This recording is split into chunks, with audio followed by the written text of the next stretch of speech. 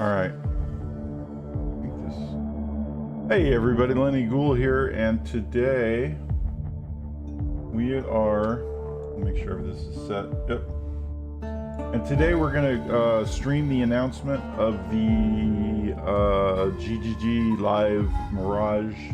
Is it Mirage League? Now I just posted that and I don't even know if that's actually what it is. Let me double check.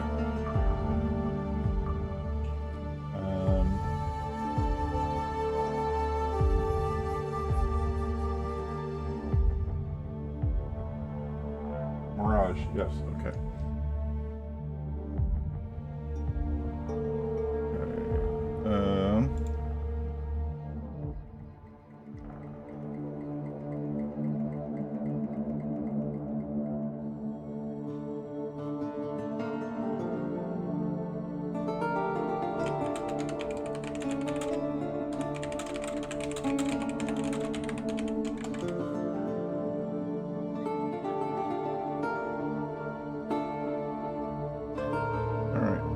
So this is how this is gonna work. I'm gonna watch it on mine and you guys are gonna watch it on the co-stream. So it's gonna be a little bit of a delay, but it looks pretty right on right now. It doesn't look like, it looks like it's like the delay is like 30 milliseconds or something. It's totally fine. I've done this so many times and yet still I'm like, did I fuck it up?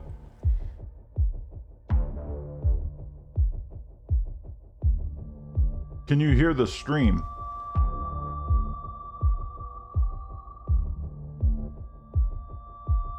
You can hear me, but can you hear the music?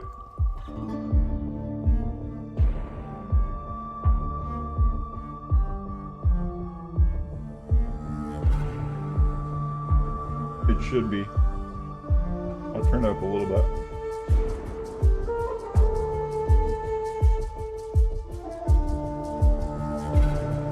Alright. Okay. And it doesn't sound, nothing is echoing.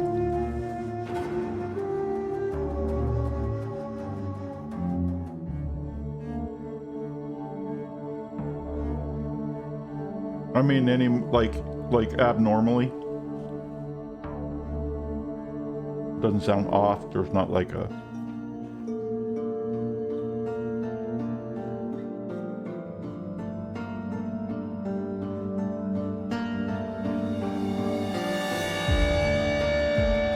Yeah. It looks, from what I'm seeing and what I'm looking in my OBS preview, there's about half a millisecond. Or, I mean, half a second. So, like 30 milliseconds or whatever, 50, I don't know, whatever it is. It doesn't seem too bad. It's pretty in sync. There's just like a slight delay and it's totally fine. So, that's awesome. I do need to look at something real quick. And I hope this doesn't... I have to adjust my, my camera thingy because it's a little bit off. There we go. Okay. There we go. It's not something you would notice. Okay. Cool.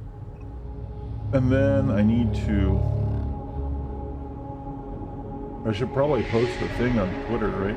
Like anybody cares about that.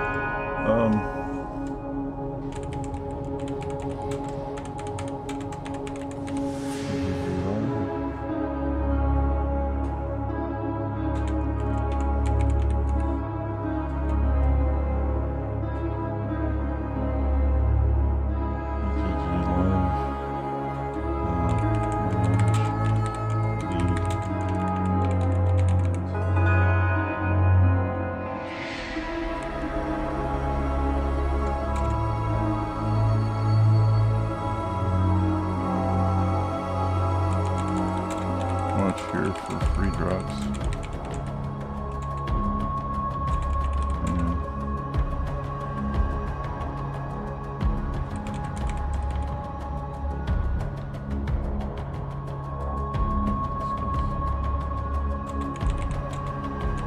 the things.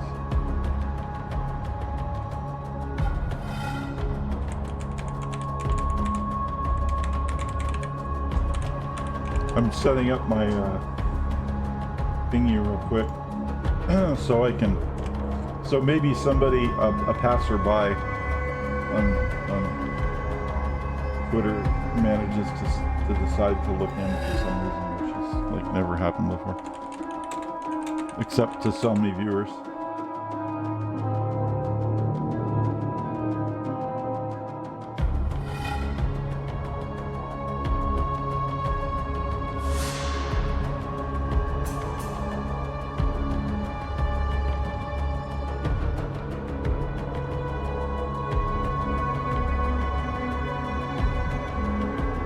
Even though Jonathan's not going to be on this, somebody's going to read it, though. It's probably going to be, I'm guessing it's going to be Mark is going to read the presentation.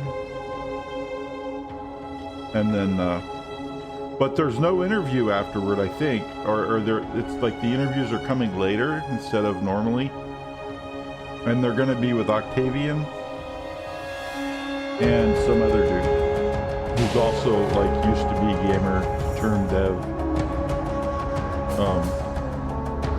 working on PoE 1. I think it's probably because there was a lot of shit from the last, for like the last 2 or 3, you know, Ziggy was softballing everything, and like, there was just a lot of like weird shit. Oh, Ziz, yeah, Ziz is gonna be also doing another interview with them, as well as Junggrown, but not after the stream. It's gonna be like a couple of days. Really weird. About 14 minutes, I'm gonna finish my PB&J. How you doing, Tiff? Are you taking care of business? You having fun at the salon? Or whatever, are you doing that?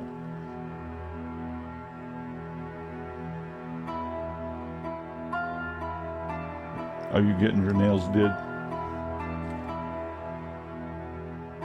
Put little zombies on them.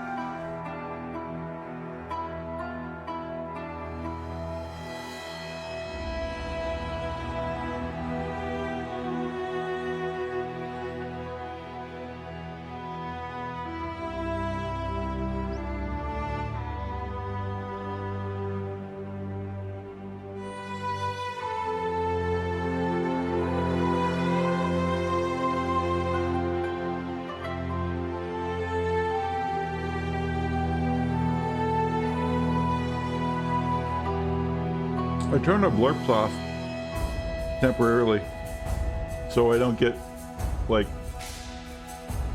Disney fucking shutting down my shit or something.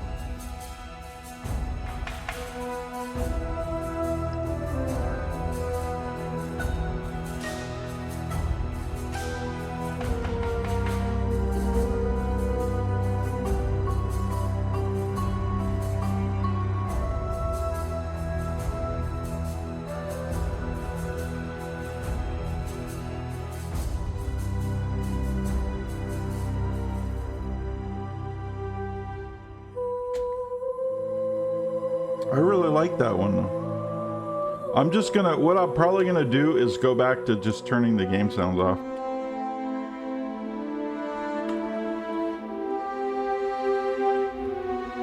Oh wait, what? Why is this all fucked up?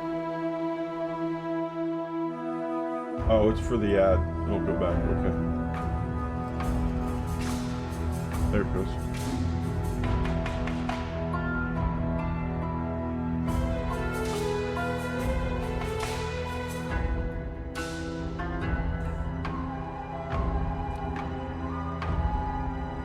Yeah, unless I can take it off of the desktop channel, I can remove its own. It has its own channel, but for some reason it bleeds into the desktop channel. If I can figure that out, then we can keep it. We can keep all of them, or I turn off all the game sounds again. I don't know, we'll figure it out. But I turned it off just for today because I don't know. Just in case. I'm not even sure that I'm going to put this up on the tube, but maybe I will. Just so people can hear my stupid commentary. And being wrong about all the things that they're going to talk about. You know how it be.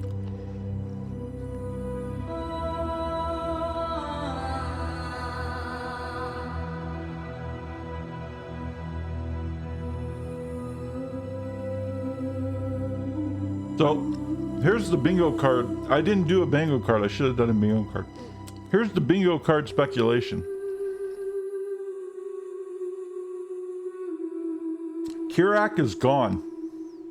Something happens to Kirak. The endgame area where you first go, I forgot what it's called already. Right after you kill Katava, you go to this place, the Kari Shores. Kari Shores gone. Map device? Maybe gone. Insane idea. But that's, so these are 3 different things. So Kirak gone, Kari Shores gone. That's 2. Map device gone. That's crazy. Prophecies 2.0. What? Yeah. We know the Mariketh is involved, so there's a little bit of PoE 2 and PoE 1 interaction. But if Prophecies comes back, Tota 2.0?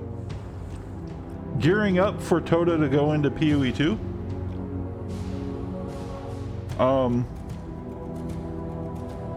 I think Jonathan, I think Mark is going to read the thing.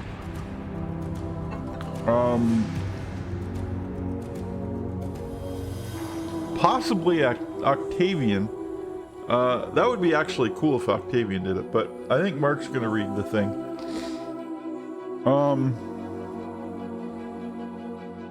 Like all the details, right? They're not doing the interviews, but I think Mark's gonna read the details like he usually does. That'll be like free space. They did say, like somebody pointed out that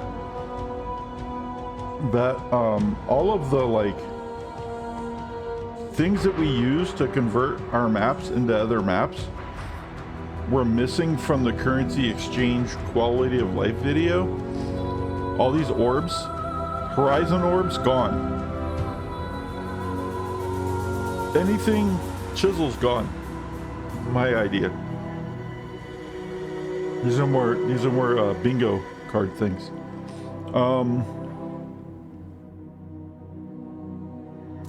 Anything to do with maps. We think they're reworking the entire map system on the end game, and everyone's like, why are you doing it in PoE 1 when we want you to redo it in PoE 2? See, they said they're going to redo it in PoE 2 for version 5 or for whatever 5.0. That they're going to redo the end game, and then when they've been leaking stuff to this, it alludes to that they're redoing the end game in PoE 1, which is insane because everybody really likes the end game in PoE 1 and they want them to put it into PoE 2. And now if they're redoing the end game to PoE 1, everyone's going to lose their fucking minds. However, if they do redo it, I would prefer something like the idle system because I really like the idle system. Hey, what's up, Bara? It's going to be a crazy shakeup. The blurps are off right now. So we don't get sued for shit just for this one stream. Sorry. So because I might, I have to do some stuff, some technical crap in order for us to hear them and them not to go through to the recordings. While still maintaining the background.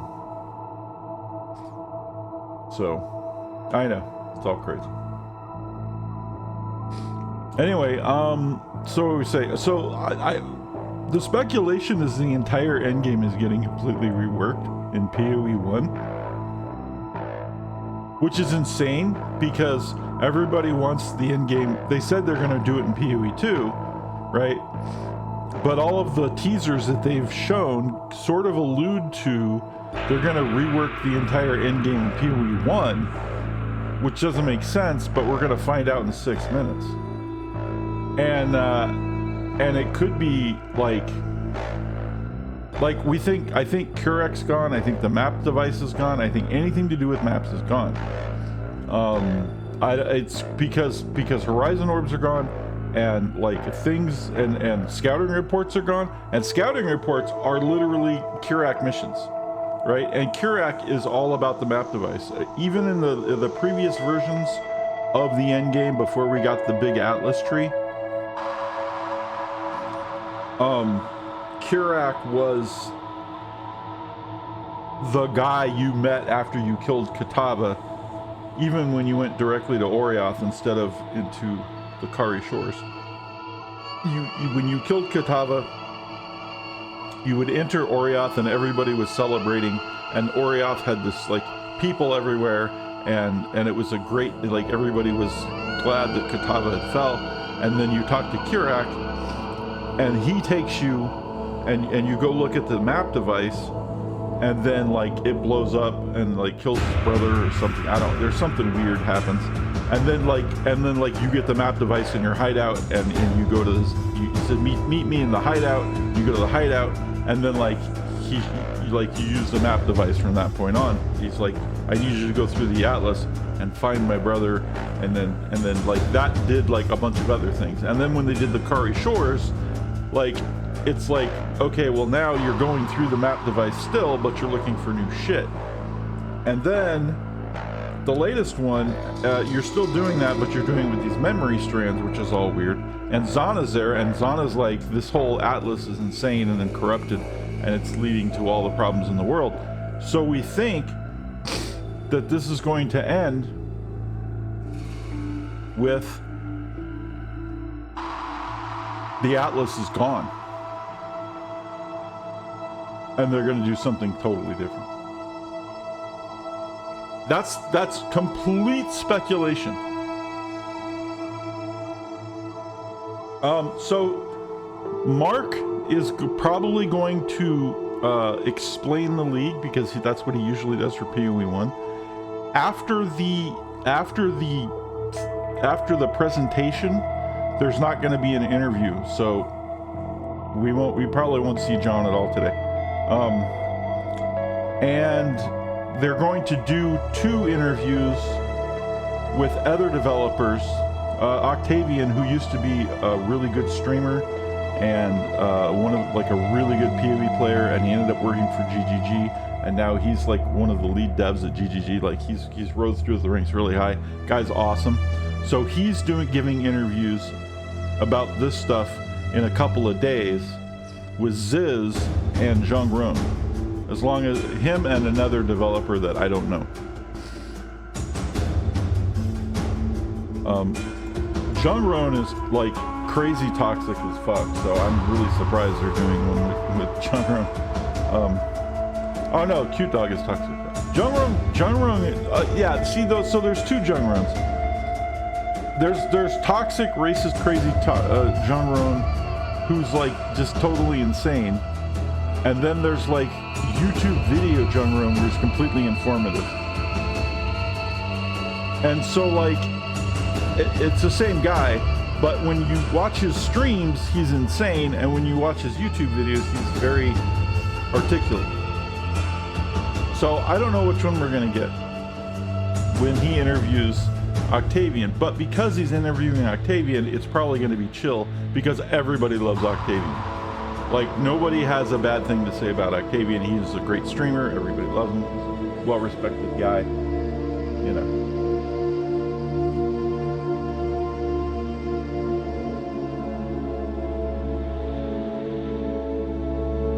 All of the things.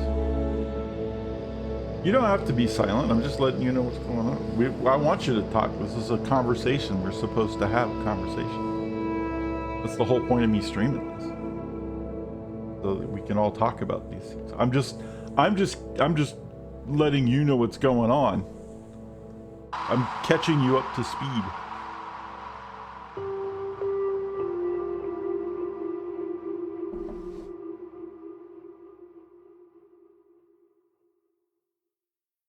Well, you're not going to hear them today either, so it doesn't really matter. But when they do their things, if I manage to be streaming when they do their Q&As, I'll stream those, or if not, I'll put links to their stream videos and stuff so you can see what they're all about.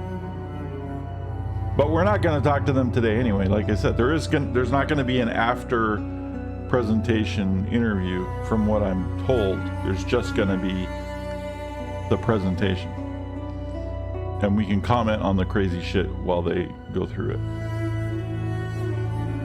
And you being a PoE player probably have a lot to say about what we're about to see, because it's, from what I can tell, it's going to be pretty fucking impactful. There's some pretty good quality of life things that they talked about, which we're stoked about, especially div cards.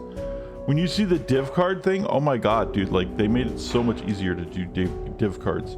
It's so good. But the yeah, we're all worried about the end game. Because if they completely remove the end game, everyone's going to lose their mind, because they want the end game. Well, I mean, the end game is going to be there, but if they completely redo it, everyone's going to lose their mind, because that's the end game that everybody wants in PoE 2 as well. This is the one we have currently in PoE 1. Now, if they change the one in PoE 1 and give us the PoE 1 end game in PoE 2, that's kind of fucked up too. So here we go in 0. Boom. Hi, I'm Jonathan Rogers from Grinding Gear Games. Welcome to GGG Live. Today we're going to show you an exclusive reveal of Path of Exile Mirage, which is coming out 1 week from now on March 6th. Twitch drops are enabled on today's live stream, so you'll be able to claim your Mirage weapon effect by following the instructions below. Volume? Now first things first, let's roll the trailer for Path of Exile Mirage. Is it too loud? Is it too soft? The Jinn. They were bound to serve, but not to suffer. Oh, they're giving us the Jinn from PoE 2. The Aphrodite assault our lands, trapping my Jinn in an astral plane. Break their chains, rescue them, and you will be granted a wish.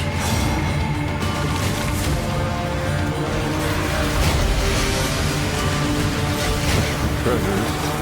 Wish for Titan. Wow. Okay, we're getting maps still. That's good. An ancient evil yearns for his freedom. We must keep him in the dark. What is this? What is that?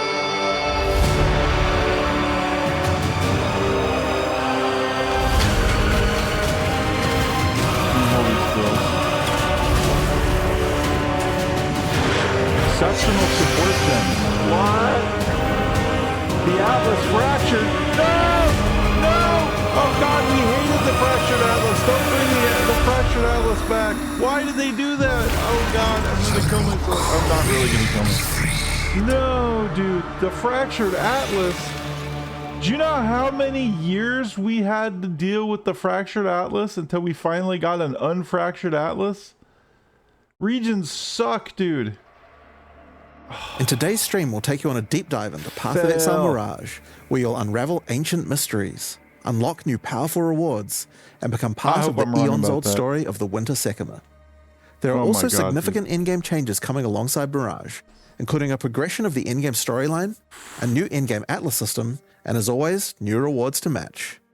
After that, we want to talk about the slew of new Holy Templar skills and supports, as well as an additional Ascendancy class option added to the Scion, which some of you may find familiar. Next, we'll cover our new supporter packs, and then lastly, have a live Q&A session, where Ziggy D will ask Path of Exile game director Mark, as well as game designer Octavian, your questions from Twitch chat. Mark and Octavian, after the live stream, we'll drop the full patch notes at 11 AM NZT or 2 PM PST. So let's get started. Everything I said I'll hand is things over to Mark to introduce wrong. the new league. Awesome. Thank you, guys. I'm Mark Roberts, game director on Path of Exile. I guess there is an interview. In Path of Exile Mirage, you'll be taking on the Aphrodite, a sect of desert-dwelling I was lied to. necromancers who have lingered in the shadows for centuries. They are outcasts of outcasts, with no home or promised land. Instead, they seek their sovereignty through darker means. The Ufarud have captured the souls of Jinn throughout Rayclast. They are killing them, sapping their energies for purposes unknown. You must fight your way past the Ufarud's necromantic creations to find the captive Jinn. Here, Varashta, an ancient Marikith sorceress, has been doing what she can to protect the Jinn, but she needs your help to free them. After successfully defeating them, you will then be asked by Varashta to enter the Astral Realm and break the tether trapping the Jinn there. This gate to the Astral Realm is a mirage, an imperfect copy of the area around the captured Jinn. Now, when we say an imperfect copy, we mean that quite literally. Hold tight, because this leak mechanic has some serious implications for juicing areas. We'll get to that in a moment. Varashta can augment the magic of the mirage further, as she allows you to Crucible's enter, back? giving you the option to choose one of 3 wishes before you do so. What is your desire?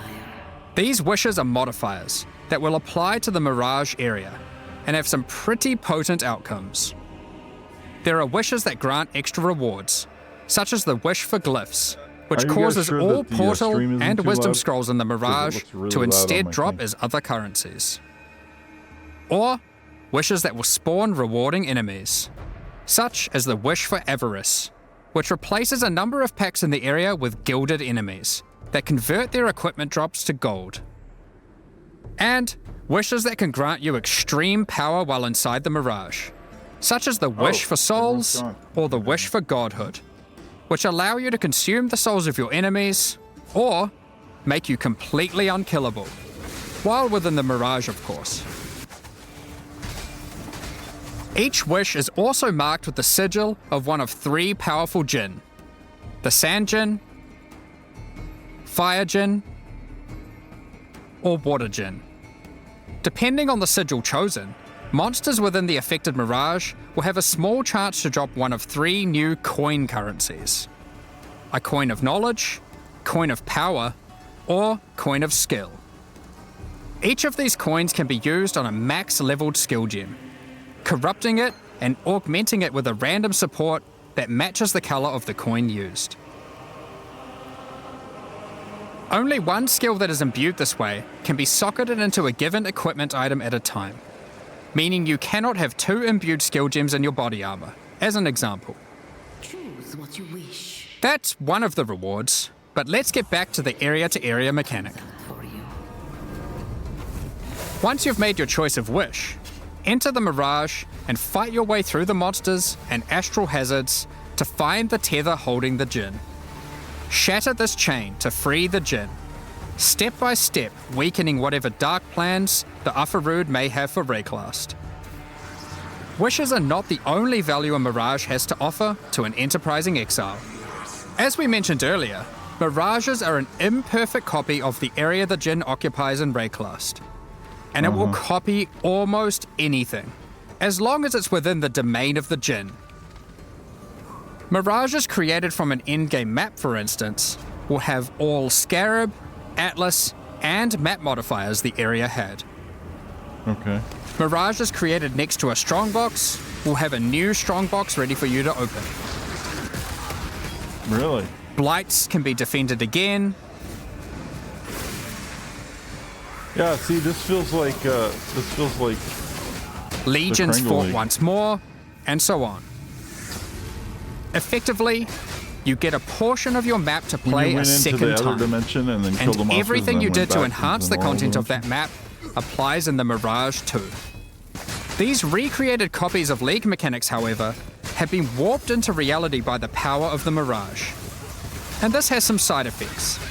For one, a recreation may not be perfect. The factions of a legion may differ from the one the Mirage copied. Or, the variety of strongboxes may change.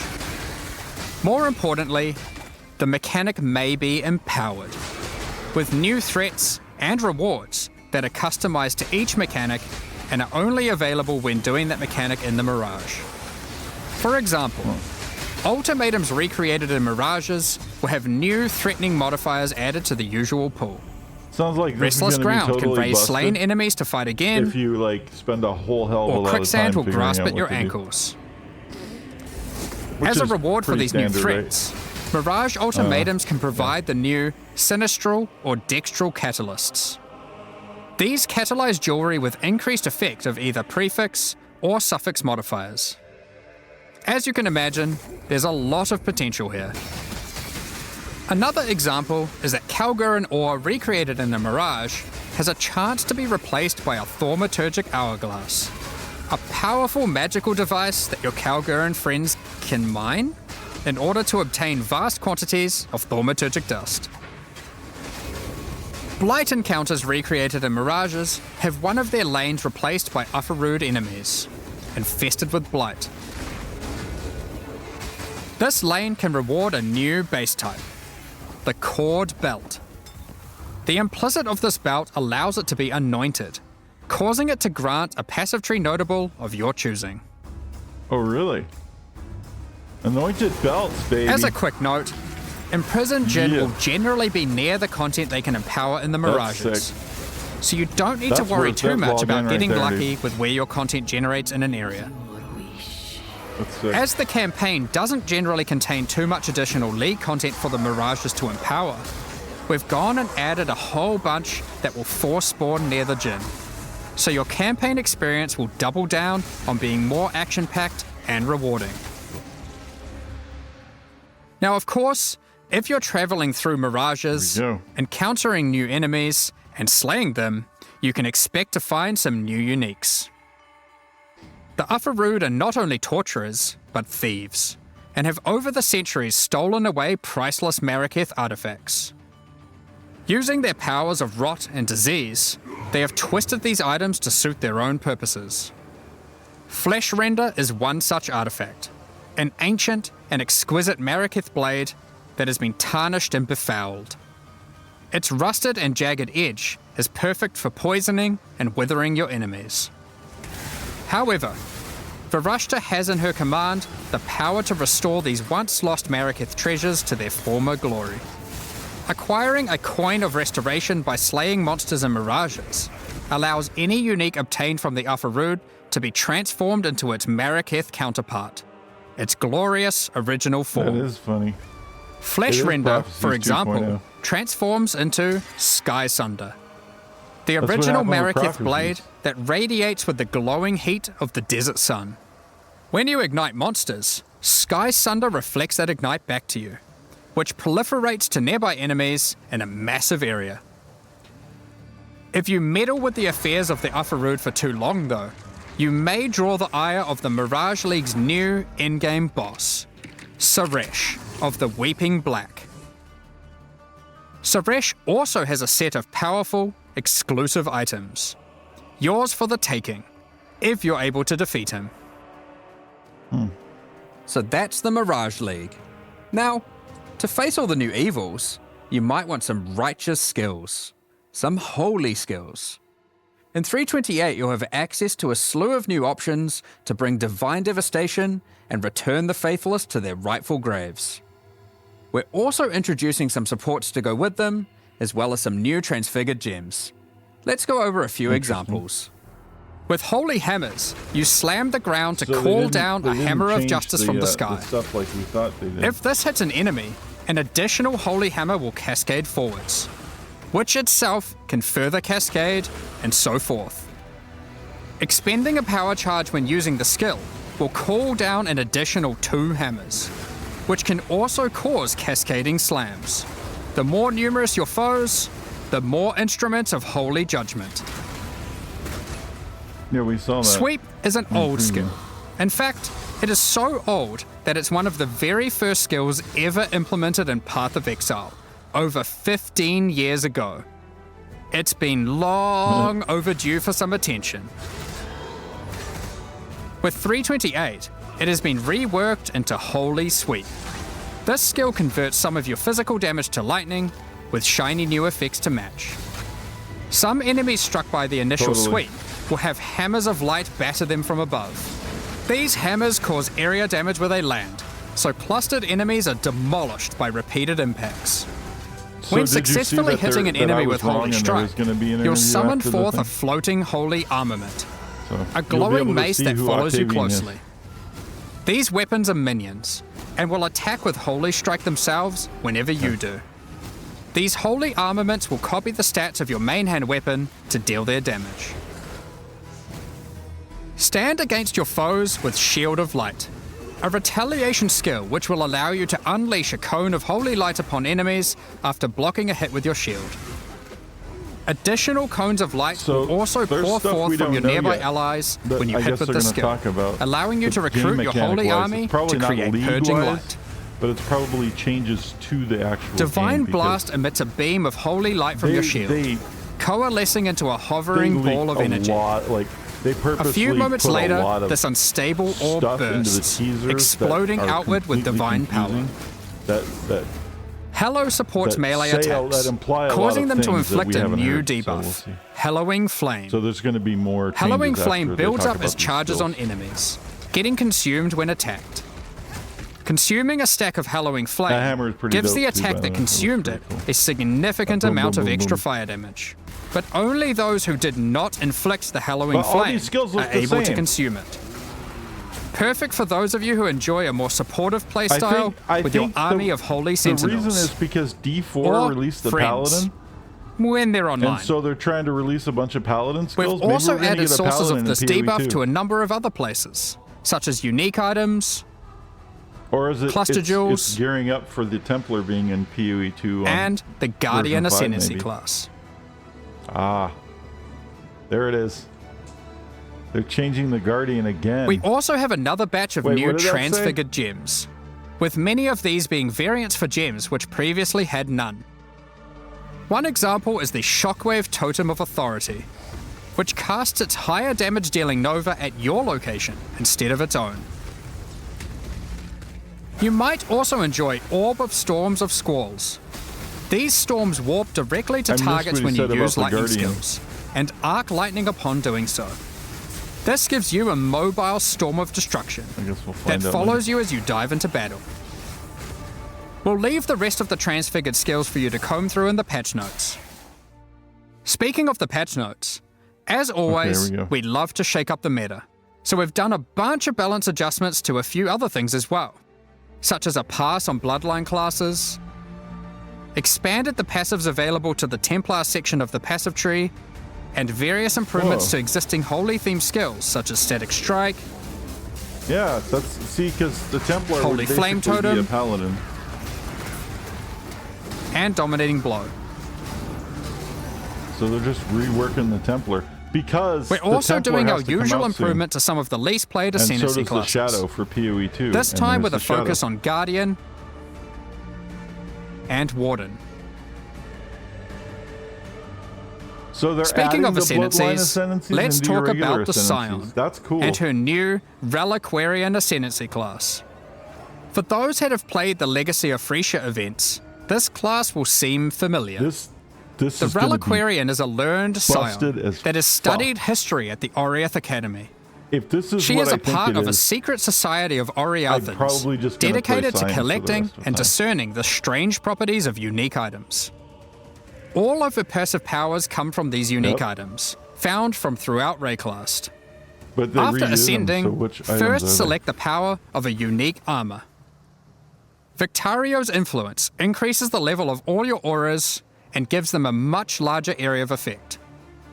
Or instead, take Kilowava's Bluster, giving you a chance to have They're purposely extreme not elemental showing us all resistance of them. against incoming hits. Next, pick from a unique weapon power. Oh, go Widow up. Hail Don't go greatly down, increases go the up. bonuses We want gained you from to your go quiver. Up. You fuck it. They're Or doing this on Martyr's purpose. Teaching, which causes your there we minions' go. critical strike chance with attacks to be equal to your main hand weapons. Yo. Lastly, pick your Crown Jewel, a unique jewelry power.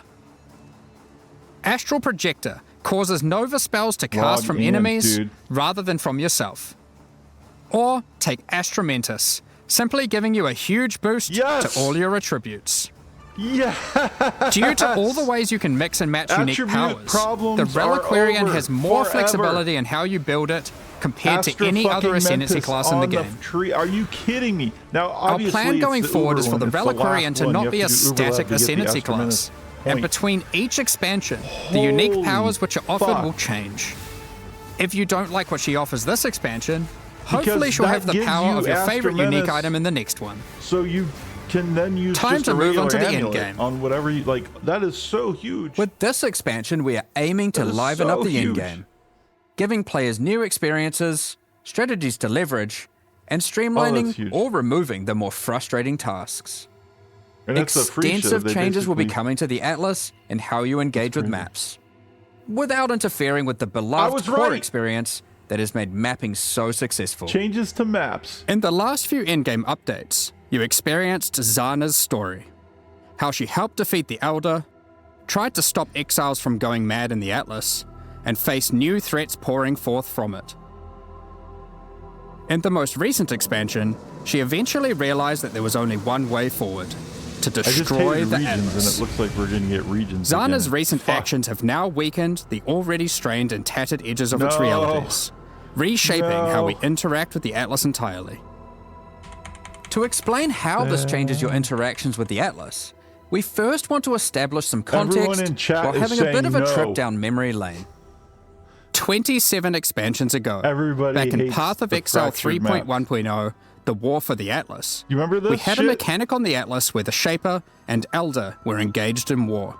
God, this was awful. This manifested as influence regions on the Atlas that affected specific maps. Had to kill the ever-changing influence regions made the Atlas feel more like a physically connected space, rather than just a fancy way of visualizing a checklist of completed maps. You should see PoE However, chat right now. One of the main frustrations with this mechanic was that you constantly needed many different specific maps in order to manipulate the influenced regions. We realized we'd love to again have mechanics that manifest physically on your Atlas, but we'd have to address the issue of always needing those specific maps. The first major change we'll be making to solve this is divorcing map items from specific areas.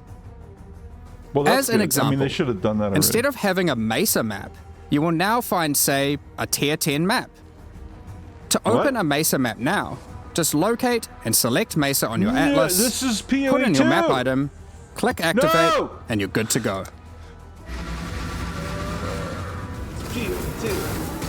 That Mesa may drop a Tier 11 map. You can then immediately return to your map device, which will default to the last map run, and then run it again. Or choose a new map to use it on. It's your choice. This is one of the many benefits to this change, which is that if you're the type of player who enjoys chaining the same map over and over, or the type of player who prefers to jump around, it is equally easy to do either strategy or even switch between them at a moment's notice.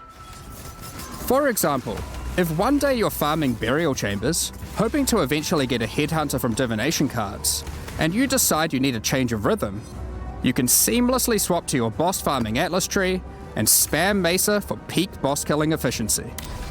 Up until now, this would have required having some Mesa maps stashed, setting all your favorite maps to Mesa, or doing a whole bunch of trading. The stupid fucking gems. You'll also notice that the structure of the Atlas has changed. Not this, but if you haven't played in a while, here's a look at it before and after. You have the stones. Oh, no, they're gone. You will now begin at the center of the Atlas, with each corner housing one of 4 Voidstone slots. This is how it used to be. Yeah, in addition, all content accessed from your map device now exists physically on the Atlas. Why are we still doing Voidstone? So you can see everything available in the endgame as you reveal the Fog of War. This also means that all unique maps are now present on the Atlas, including some old favorites that are appearing for the first time. Don't worry though, you don't need to complete Hall of Grandmasters every league. You now gain 1 Atlas skill point per unique map completed, up to a maximum of 10. So given there are around 20 unique maps, you only need to complete the half you want, if you can get your hands on them. Note, you aren't losing any Atlas skill points. These have been moved to new places, and actually, you can get more than before. You get more Due to Zana's actions, Egan now has a new goal and is determined to stop Zana's destruction by making use of a mysterious new discovery, arcane astrolabes. Zana is currently traversing the threads that weave the Atlas together, severing them. With these new astrolabes, So now Egan we is have able to to do trace a her new pinnacle movement, boss for but each using them region causes in dangerous order side to effects. fight. When you Was use an Cirrus coming astrolabe back? on a map on the Atlas, a shaped region will manifest itself in that quadrant, affecting many of the maps within it. What are the colors? There are many different kinds of astrolabes, and they These apply three different symbols. types of shaped regions. For example, an abyssal region, which causes all the maps to have an additional abyss. Or a blighted region, which adds a blight encounter. Completing the content added by the astrolabe will remove the That's shaped towers region's influence from PoE that 2. map. Upon doing so, every This is other map PoE 2, remaining man. in the shaped region This is, and will they're going gain to an probably make additional PoE2 modifier. more like this. This means as you progress through the shaped region, maps you run will become more and more intense, with the relevant mechanic getting more and more juiced.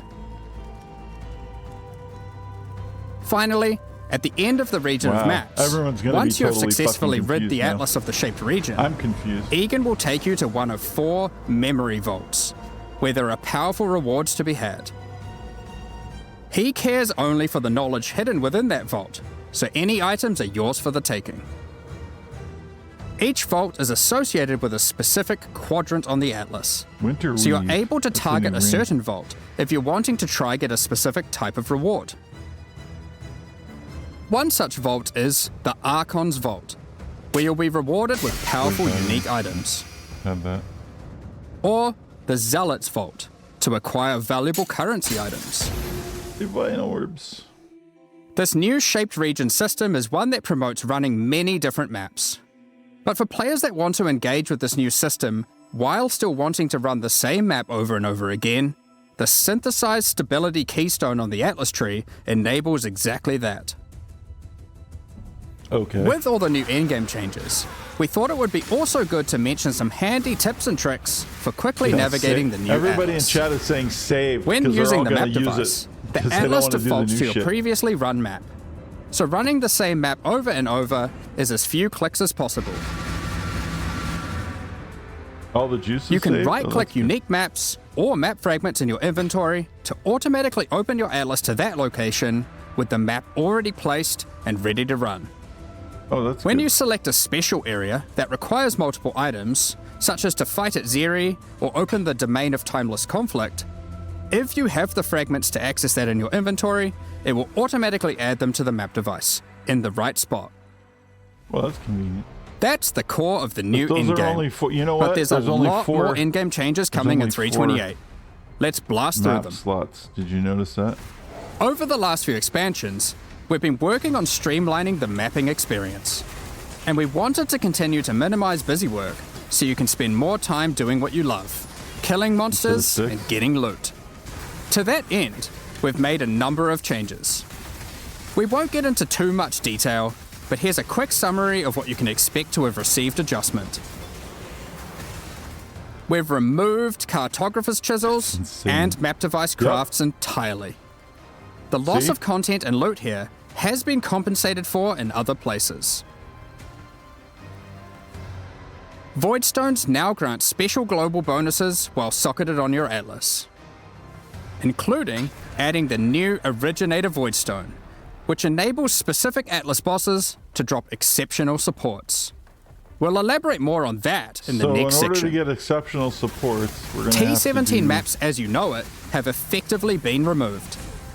The Serious? bosses have been kept Tier around, 17s are and they gone, better though. fulfill their original purpose of being a gateway to target farm uber pinnacle bosses. That's kind of cool. The most annoying modifiers on Originator maps have been removed or replaced. No more getting turned into a slug for simply using skills.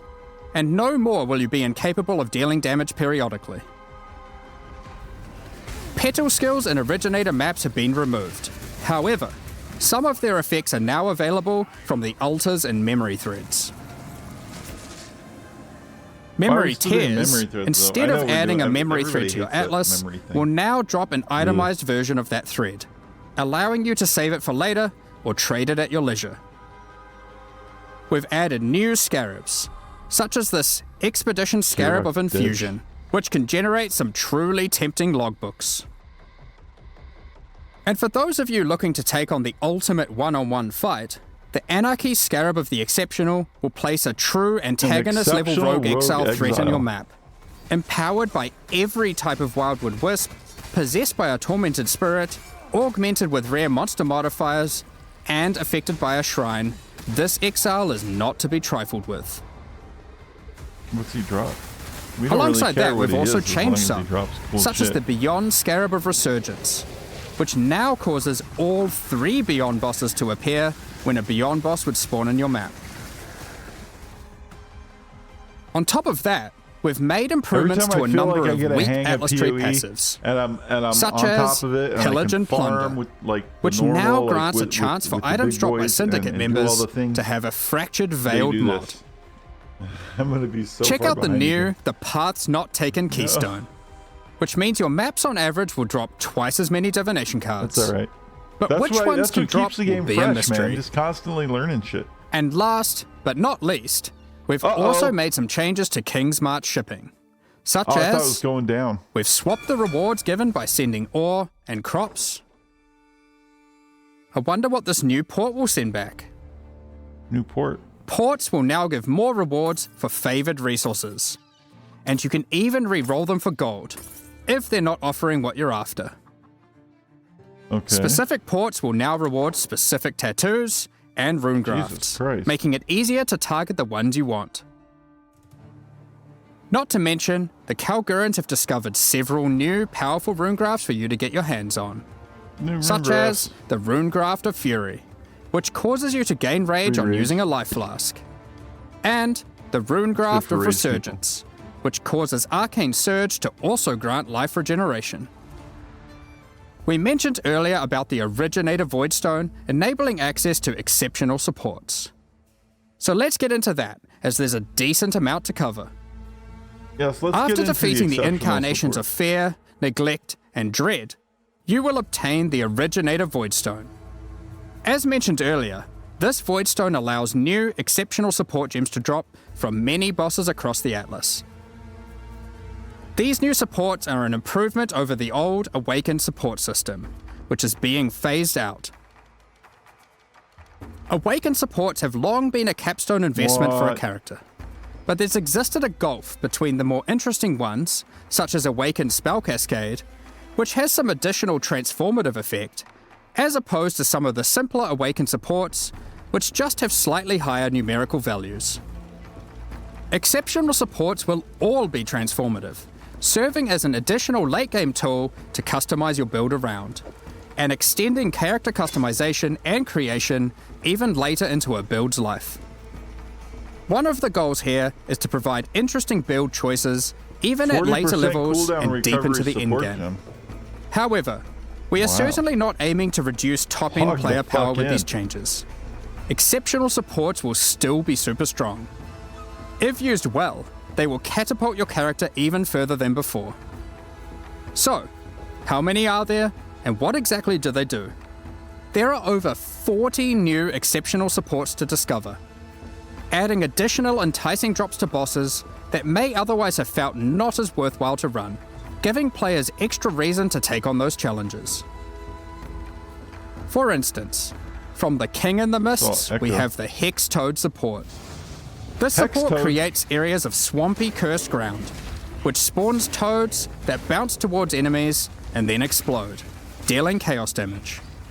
From the Uber Elder, we have the Void Storm support, which causes your raining attacks to create celestial storms of energy that grow over time, detonating as you approach for massive damage. Void Storm looks pretty dope. Defeating the incarnation of Neglect may win you the Frostmage support. Diablo 3 vibes. Similar to the existing Archmage support, you are rewarded for stacking mana to enhance your spells with extraordinary cold damage. We'll tease some more of these before launch, but there will be many, many more for you to discover. Keepers of the Flame is coming back. However, this is we the big do know that controversial many one. players have issues with the walls in Hive encounters. Yes, In order get to rid of address the these walls. concerns, we'll be making a Walls number gone. of changes. Dead. One of the biggest No problems walls. is that walls would block your projectiles, meaning They that when a block you hive from randomly doing spawned in your anything. map, it would make it harder to clear. They block In you order to just prevent fucking that, trying to go through walls the and map. hive encounters will now be destroyed by any damage. Don't put But them we in the also map, wanted to make sure we dude, 'cause reduce the then my visual clutter they fucking minions cause. have to fight the Hives walls. Come and their on, walls dude. are now smaller. To allow players to engage with hive encounters quicker No. when they do want to help Aelith, we've added a new Atlas passive which drastically increases the detonation area of unstable burrows, causing them to reliably chain react and destroy the majority of remaining walls. For those who don't want to deal with the walls at all, there's now a pair of keystones that allow you to block hive encounters once I get or through the campaign, unstable breaches, the problem if you is want. I have to deal with the walls while I'm trying Now to that this is a campaign. core league, we don't want you to have to grow your Genesis tree from scratch on every league start. So now, each womb gift slot is already usable by default. It's already and maxed. access to the Monastery of the Keepers will be gained by finding Aelith starting in Act 6 Mudflats. Now with Atlas Tree and Scarab support, you can have multiple super unstable busted breach encounters crafting, active in a which single means they're area gonna nerf for maximum ruckus. Audible. Speaking of Bingo Atlas Tree and card Scarab edition. support, They're we've gonna nerf added plenty. Harvest. Here are a few examples. The Massing Forces Atlas notable grants a chance to have additional unstable breaches in your maps. The Breach Scarab of the Marshal guarantees a breach boss or hive fortress, More scarabs. while the Breach Scarab of the Incensed Swarm replaces all of Aelith's skills with Enrage the Hive, increasing the difficulty and reward from hive monsters in all subsequent waves. Graft items will no longer exist, but we've moved several of the graft skills to new exceptional supports, such as the Hiveborn support, which summons an army of breach minions to do your bidding when you use a yeah, supported but I offering like skill. having it on a graph because I don't have the gem And space to the Foul support Grasp extra support, fucking skills. which calls forth a field of grasping breach hands when you recall brands, exploding for heavy lightning damage when enemies approach them. It sucks. We're as a looking forward to support seeing gem. how It these was nice as a improvements and freebie. additions are received, alongside a lot of what Keepers also has to offer. From the new bosses in their bloodline, through to the Genesis tree and its many different crafting options, like Foulborn Uniques. Also the with its new Genesis tree is narrative, gonna make we shit look forward to busted. It's gonna be extrapolating on so all of this fucking easy and learning more about Aelith, to, the like, gear Hiveborn, up. and its Breach Lords in the future. in the campaign. That covers all the you get your new 6 content Lincoln we're by adding, Act 6. and that was a lot. From a new in-game system, several new reward types, new ways to juice maps, all of which you can double up in the new Mirage League, and Some of all that's good, that some of it looks alongside a is suite really of new bad. holy skills, a new Ascendancy class, and an insane amount of new character customization in the endgame. However, an important part of Path of Exile expansions is making sure there is a continued effort to improve quality of life. So let's get into that now. All right. You can now Some of these are really favorite good. trades on the currency exchange. This consists of selecting 2 currencies that you want to be able to trade between huge. with a single click, and setting them as a favorite trade. Favorite trades will appear by default on opening the currency Good. exchange, That- and will that is still such a auto-suggest a huge win, ratio dude. based on Oh recent my trade God. data. This is such a huge win. A further improvement What to the they need currency to fix exchange is the ability is to the open ratio and math, interact with your because it stash still does the while you wrong have the ratio exchange math window sometimes. open. Now, when trading in a This is full set huge. of divination Watch this. cards, it will automatically be handed in to become the resultant item. And then If watch you then this. turn in another set immediately, the reward from the previous set will be transferred to your inventory directly, Boom. assuming there's enough free space to do so. good. Labyrinth font crafts that previously gave a random This is good transfigured too. gem now allow you to choose which transfigured gem You of get a that type transfigured you'd like to gem, receive. you get to pick the right one this time instead of The waiting. asynchronous Instead trade of, "Oh, I item got sale the wrong history is one," and then now you have to do it hoverable, like 100 times. with full item descriptions of the sold item. When using Divine Orbs, you can now tell exactly which modifiers can be randomized. The ritual icon will now glow if you've got significant unspent tribute in an area and all rituals are complete. And a pop-up will appear after the final ritual completion. Also on the topic of ritual, you can now Delete quick something. use vessels on completed rituals. Have you ever tried to click a divine shrine, surrounded by 100,000 enemies, people watching and this, find it extremely difficult to click? Well, On top of shrines now the take main priority streamers over who monsters have when another, clicking like, in an area they looks like overlap. 25, 30 collectively. Since 3.24, we've been looking to add new ways to improve the campaign experience, and 3.28 is no different. This patch, we've added over 20 landmark rooms throughout the campaign, scattered They're across making us all explore 10 the acts. campaign more. Some of the these thing that nobody rewards some wants to pretty do. useful stuff. So They're keep like, an "We're eye out gonna for the make new it and unexpected rooms, mandatory side to passages, search chests, and for the encounters campaign as you side progress areas that throughout you don't wanna Rayclast. play.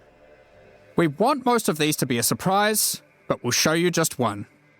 There is now a small central island in the Karui Fortress, all inhabitants of which will drop a basic tattoo when slain. Next up, we're going to be Someone in talking chat's about like, our I would new pay supporter $20 to packs. skip campaign. Today, we're launching 2 new series of supporter packs. The Curator of Wisdom and Iron Incarcerator packs. Each tier contains the pack's full face value in points, alongside several exclusive microtransactions. As always, the microtransactions in these packs are purely cosmetic and do not affect your character's power or progression in any way. The Curator of Wisdom series of supporter packs contains 7 exclusive microtransactions. The Travelling Wisdom back attachment has all the necessary tools you may require to chronicle your journey, complete with a helpful rat friend. These chronicles will activate their magic upon identifying items, and will track the number of items identified of each rarity. Just hover the item, or link it in chat to show it off. What? The Acquired Wisdom Unique Lady's Finisher gonna buy effect that. summons an ancient scroll that consumes unique enemies and the knowledge they hold. Most exiles would struggle carrying piles of scrolls while travelling Rayclast, but the Grand Curator of Wisdom armor set is perfect for the adventurous scholar. Any expert curator knows that scrolls hold more than just knowledge, they also hold power. As you cast spells, the scrolls attached to the armor will burn away, before rematerializing shortly after. It also features a series of helmet variations, so you can get precisely the look you're after. Summon your Scroll Shaper familiar pet to follow alongside you. This creature is formed from folded magical texts, and can shapeshift between different forms. You can think of this as having multiple pets in one. It can fold into a fox, and then even burn away, reforming into a flying bird. This series of packs also contains the Scroll Portals, jumbo-sized versions of the Scroll of Wisdom and Portal Scroll that you can make a quick retreat through. A supreme catalogue of knowledge can't remain in one place for too long dope. and risk being pillaged by thieves. a new The hideout. Look at Titan this hideout. Apex Hideout features a colossal hideout. titan who carries your base of operations atop their $90 shoulders, fucking dollars. constantly That's crazy, moving dude. through a boundless desert. The Iron Incarcerator pack also contains 6 exclusive microtransactions. Wow, that was pretty dope too. Look at that. The Incarcerator's Restraints back attachment features stockades that were used to immobilize prisoners by binding them to the earth as they were tortured for their wrongdoings. Shackles envelop your choice of torturing device when using the Chains of the Incarcerator weapon effect. These chains shatter into links as you batter enemies. Make your way through Rayclast as a walking penitentiary, intimidating your enemies with the elite Iron Incarcerator armor set. After a long day of tracking down criminals, step into the Iron Maiden portal to retreat to your torture chamber. That's kind of It cool. acts as a great deterrent for would-be intruders. This peculiar creature was a favorite amongst incarcerators. They would be sent into the midst of prison riots to mesmerize and control the toughest of minds. Cat imp. Use their talents to charm other players' pets, causing Sounds them to like rude. abandon their owners and follow in line behind you instead, at least until it wears off. What better way to execute That prisoners looks when dope. your torturing has depleted their value? Harvest their souls to fuel this map device, condemning them to eternal incarceration. Your kills within the map are also recorded based on the rarity of the monster. You can choose to pin an execution session that you're satisfied with on this miniature leaderboard, which is displayed for all that dare enter your hideout. Additionally, all microtransactions from these supporter packs will be made available for use in Path of Exile 2. Thank you so much for your ongoing support. Cool. All right. We're just about to start the Q&A with Ziggy D. Another Q&A with Afterwards, Ziggy D, we'll post the full patch notes for Path of Exile Mirage at 11 a.m. New Zealand time, 2 p.m. Pacific. Real question. With release at the end of next week, our community team will be posting crucial information you'll need for the release. Keep an eye on the news.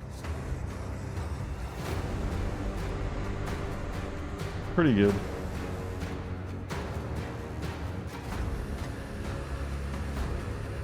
That's crazy, dude. There's so much to absorb.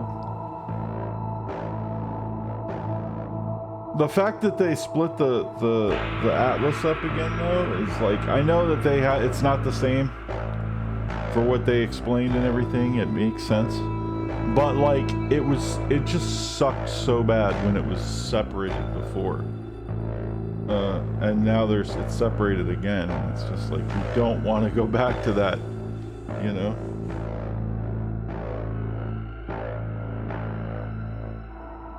And all the maps are generic, which means I think they made the maps generic so that they can... G'day Exiles, welcome back. ZD here, joined by game director Mark Roberts and game designer Octavian to do our Q&A post-live stream discussion for an hour, 2 hours, 3 hours. We'll see where things take us, especially with us discussing things like ground loot, endgame, breach, King's March, balance. There's a lot to cover here. I locked in here with you forever, Ziggy. Yeah, that's good. Let's do it. And, well, let's start off by just welcoming Octavian here to the show for the first time. Hello. And what brings you here with us today, Octavian? This guy? I don't know. He's the one who said I should. No, I mean, I've been doing a lot. So... we'll get into more details later, probably, but the teams anyway, that's Octavian. He's become a cool little bit more distinctly split as of late. You know, there's definitely still some people who jump back and forth, but myself, I work fully on PoE1 at the moment, and I've been doing a lot of the design work on, you know, pretty much everything to do with the 328 expansion. You know, it's not just me. I'm working with a number of other designers, but I've had my hands in a lot of it. Yeah, I mean, it represents a Path of Exile 1, like getting the team and resources that it needs to like turn this up a little bit, like put out some spicy expansions every 4 months or something you're trying to do now. So it's a pretty exciting thing for PoE1 fans. I mean, it's a lot to take on for sure. Like, and there's been some growing pains. We had our whole like team was split and merged team, and now we're kind of splitting again, and we're kind of going all over the place. But honestly, what allowed us to do the split this time is Octavian and Andrew, who's not here, but hopefully maybe next time or in the future we were thinking might get a bit too cozy on this couch. We need a longer couch. You know, we'll figure that out. But yeah, with Octavian here, you know, stepping up and seizing control and having that like X Factor design, which is something that I would say Jonathan and I have, and you know, pretty much before I was going back and forth on the game so aggressively, and I was just like, holy, there's so much context switching going on. I didn't feel like I was giving enough time to each product. You guys should be getting drop, you know, because I was so spread too thin, as they say, and all this. And so all of a sudden, yeah, with Octavian's, you know, just like, let me do it. And so here's where we are. And it's this real awesome story where now, you know, Path of Exile 1, obviously, you know, you started by Chris, you got Jonathan, you got Eric, and obviously they started the project, they started grinding gear, and they had this, you know, obviously they hadn't played the game before because the game was new, right? And so they're developing it and, you know, release it and all this, and now you've got this thing where it's, you know, where Jonathan's obviously still in the picture,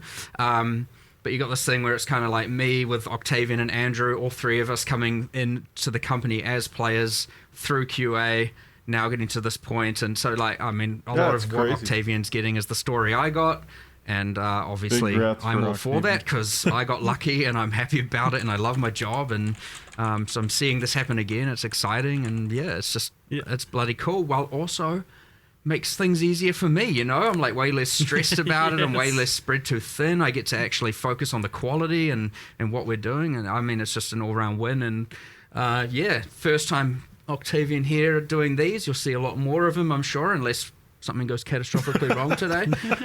Good luck. Sure. It's awesome. I'm confident. I'm confident in the content and the expansion. No, it's real good. It's awesome. Yeah, like for sure. Like if you're looking at a how did I do for my first time kind of thing, like I don't think it could have gone any better, to be honest. And good. It's good, and obviously keen to talk about it and keen to answer all the questions, and I'm sure hopefully you are too. Yeah, Octavian's been super humble and stuff. When I've been talking to him, like, you're doing a good job. This is good content. No, it's a big deal. It's a big deal. It's huge. And killing tier 17s. What a champion for Path of Exile players everywhere, mate. Good stuff. But I love that you guys have had that like same journey as well. Like and have a new scapegoat, Andrew too as well, right? Like it's players become QA, become game. Like designers become like producers and leads on Path of Exile 1 project now. Like it's like the game is in the hands of the players, right? Like PoE 2's 5.0 patch. I mean, I still play every expansion for not as much time as I did when I streamed the game for a living. When it was my job to play it for 8 to 10 hours a day, but I still probably put in an unhealthy amount of time. I work on the game for 8 hours and then I go home and play the game for like 4, and then I maybe eat something and then go to bed. It hasn't faded. I had a lot of people when I first joined the company asking me like, do you not play the game anymore? Is it not fun anymore? Like, do you get sick of it? And no, it has not yet happened. Yeah, fantastic. Well, I'm excited to talk about all the new stuff, but first, I think we definitely need to talk about ground loot. Yeah, the loot. There's not much loot on the ground down here, is there? I don't see anything. Where's the nothing's loot? making it through my filter right now. This has been a big topic lately. The floor is empty. Ground loot is a hot topic discussion right now, and has honestly been for a long time in some iteration or another. I remember like as far back as like I was trying to find where, for me, the idea of where some of these things trace back to, and for me it was actually like Legion, like farming low tier maps where you're getting that flat additive loot in the map, and so all of a sudden you're not caring so much about what the regular monsters drop. You're just doing your tier 4 glacier to get Legion and stuff like that. But this whole thing is definitely like it's been a tricky topic to break down because a lot of people have various different issues. Some people are like blaming loot tiles. Other people, like myself, for example, think loot tiles are great. They're just kind of like indicative of the difference between what is dropping from regular monsters in a map and what is being given through what I will refer to as loot tiles, but is generally like flat additive systems, something that adds something, a known quantity, something that's going to be, what you're going to be getting to some extent. And I don't necessarily I think those are a great mechanic for various reasons. Anyway, I was misled. They don't necessarily scale with difficulty in the same way as regular content can. They don't have as much of that element of surprise. And I think trying to like really figure out where a lot of this comes down to, like what's the actual issue if you like kind of peek through the curtains a bit. I think it's just that people are getting their loot in ways that feel like it isn't earned. Like it's too disconnected from the gameplay, right? Like you've either got like non-combat drops being really good, things like shipments and the auto mappers, when I kill monsters, loot tiles, which have that kind of like preordained they drop stuff feelings. and That's not like, as directly correlated with the content you're doing. It's like you almost so I'm just curious kind of like how you guys are feeling about or tracking with that. Like just discussion in an overall sense before we dive into some of the specifics. There's a couple. Obviously, look, item drops are complicated. The model is complicated. The system is complicated, but and it's easy to get lost in the weeds and all that. But honestly, let me simplify it down. Yes, if people don't think it's good enough, it's not good enough. It's not good. So we'll fix it, right? And now, obviously, these things can take time, but I mean, we'll immediately just to get right in there, because I know what people actually want to know is what are you doing about it. So let's get to that straight away, which is at least for now, given that we have a week till release. But that being said, we can always make loot better mid-league, right? And that's never a problem. That's never a problem. It's taking away this problem. But look, as I said, if you say it's not good enough, it's not good enough. That's how it is. That's just the nature. If the players, and I mean the audience at whole, is like, it sucks, then it sucks, right? So we'll make it better. So to start with, what we're going to be doing, instead of, there might be some terminology here I need to make sure I acknowledge people don't understand. We will effectively be doubling all the currency. And this is number one. From core drops, as we call it. Yeah. Not Windows, not tile Don't loot, say- dude, this is whatever the like- terminology is. this is- oh my god! Obviously, dude. that will This is then, like Jay by Wilson consequence, from diminish PA the rewards from Diablo window loot 3. and tile loot. Yes, that is We're intentional. gonna double. Economically what did speaking, he say? you mean, He like, Yes, knows correct. control Correct. now. It isn't just proportionately one goes up, the other is now less value proportionately. Yeah, in just their like contract. inflation and whatnot. Double it. What else are we doing? We're going to do a bit of a pass on like memory strands was an attempt to try and get equipment. So that's the currency. The equipment memory strands was an attempt to get equipment drop to be more impactful. When you identify it, I would say Memory that system stands just didn't. suck. They should just get rid of It the has whole its memory purposes, stand but it system. didn't It's land horrible. Nobody likes as it. good as we wanted. So we're just reassessing that since we're also making changes to the end game around originator Everybody maps and all hates it. that. Look, they're going to be better. There'll be generally more strands. They'll have higher impact. So identified items via that means will just be better. There's already too much fucking loot. We're They also need to trying. We're going to see if we make can the do it in quality time to better. make sure that it also doesn't just pick bad base types. I need yeah, that's already items been to done. drop on the There you go. ground that I Sweet. want to pick up and put well, on we my did a lot of this character yesterday. without So having phase to type do biasing. anything with It has a yes, Because so it still I'll tell can you what, technically after if you playing get rather Diablo unlucky, pick a 2 lower tier for base about a type, but it's week, heavily biased towards again, picking higher tier base like- types to put the memory strands on. Okay, I that's cool. find I remember a lot like of a long things that time I ago. pick it up was and put on my like character. that was and avoided I'm like, specifically this because it's is like, oh, cool. some people This might is want an like a upgrade. groove bow Boom. or something instead. I mean, Sure. And I think get at this point. like one whatever. yeah, whatever. Deal with it. I guess. 1,000th the loot. Greater good in is Diablo often the way to look at that. And then look, we're doing some other Every things. piece of loot that drops in Diablo We're going to have 1, ancient a lot- orbs, not fracturing every piece, orbs but a added to lot the more core of it drop matters pools, which should to help a little bit for that more Path of kind of Exile. mid to higher tier currency. Yeah, those are the. Ooh, yeah. We're doing anything else? So we're doing a little bit of a that's rebalancing because there's a huge of crafting currency system. proportions. But that's in Okay, when I theory, say but the double problem currency, is by the way, you're I just gonna immediately do it. obviously And then forgot with to the mention the stupid important tree, thing. We're not doubling transmutes and orgs. We're doubling I don't things need- that matter. I don't need ground True. because I can just We're use doubling the more stupid tree importance and then- currency. okay, We're not there's- you're not just going to get twice as many of the trash. Obviously by end game you don't need the thousands of them that exist already. So look, that's the immediate step quit that we're dropping taking. It's always going to be an ongoing discussion. There's always going to be ebbs and flow to this, always, right? There will be a thing where maybe ground loot is saved, and then a year later we'll be having the exact same discussion with a slightly different twist, and that's fine. That's just how it works. You might even find 6 months from now or something where people are like, bunch of these leagues aren't worth doing because the window loot happens to suck from them or something. These are just how these things go. It's a constant back and forth. It's a constant conversation, and the important thing is just like, there's a problem, fix the problem. Don't freaking. And the thing is about it, and because item drops is so complicated, what you do find, and you find it internally, you get lost in these just crazy philosophical conversations for like hours and hours and hours and hours of talking about why and what And did I we do in the think what they past that need did to X, Y, and do Z, and is it is just important to simplify the discuss those. entire But sometimes it's thing. also important to There's just bulldoze too it through much and bulldoze of through and just everything. start making changes and start fixing the I problem. need a currency stash now, especially tab with a week till deployment, that like we don't want to has sally or have all the content to be almost ultimately 50 slots in it.